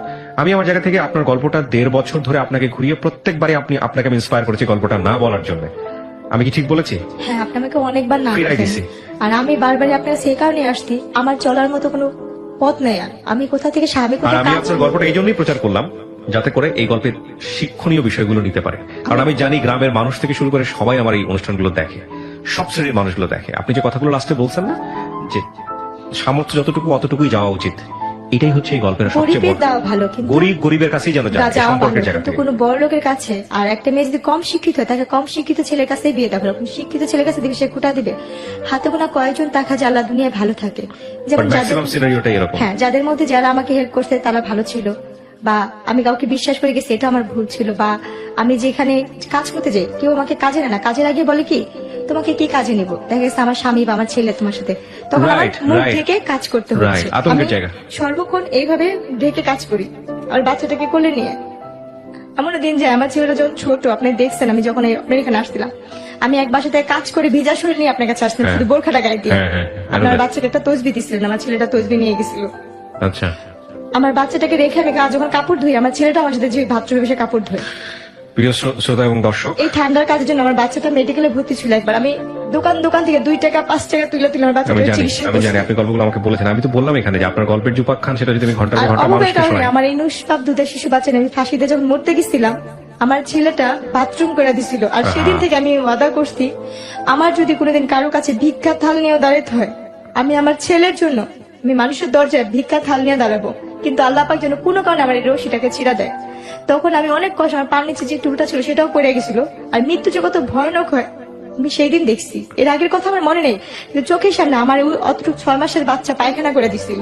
কি করছিলেন আপনি? ওরও ঝুলাই ফেলছিলেন? একসাথে একই রশিতে যদি না দিতাম সেদিন আল্লাহু দুজনেই আকবার। মারা আমি যেতাম। জানতে চাই না। প্রিয় দর্শক এবং শ্রোতা, আমি শেষ করছি। ভালো কিছু হোক, এই অনুষ্ঠানের অনেক বড় শক্তি আমি আছে, অনেক অনেক ভালো হাতের কিছু। কাজ জানি। অনেক ভালো। আপনি হাতের কাজ জানেন? হ্যাঁ। কি ধরনের হাতের কাজ জানেন? আমি সেলাই কাজ জানি, কাঠচুটির কাজ জানি, কিন্তু আমার কোনো সামর্থ্য নেই। আমি একটা মেশিনও কিনতে পারি না। আমি আজকে কয়েক মাসে, আমার 6 মাসে ঘরবার টাকা জোগাড় হয়েছে এই লকডাউনের জন্য। আমি কোথাও কাজ করতে পারি না দেখে আমার ঘরবার টাকাও দিতে পারি না। যতটুকু টুকটাক ছিল সেগুলো আমার এখন আপনার একটা ব্যবস্থা নিশ্চয়ই হবে।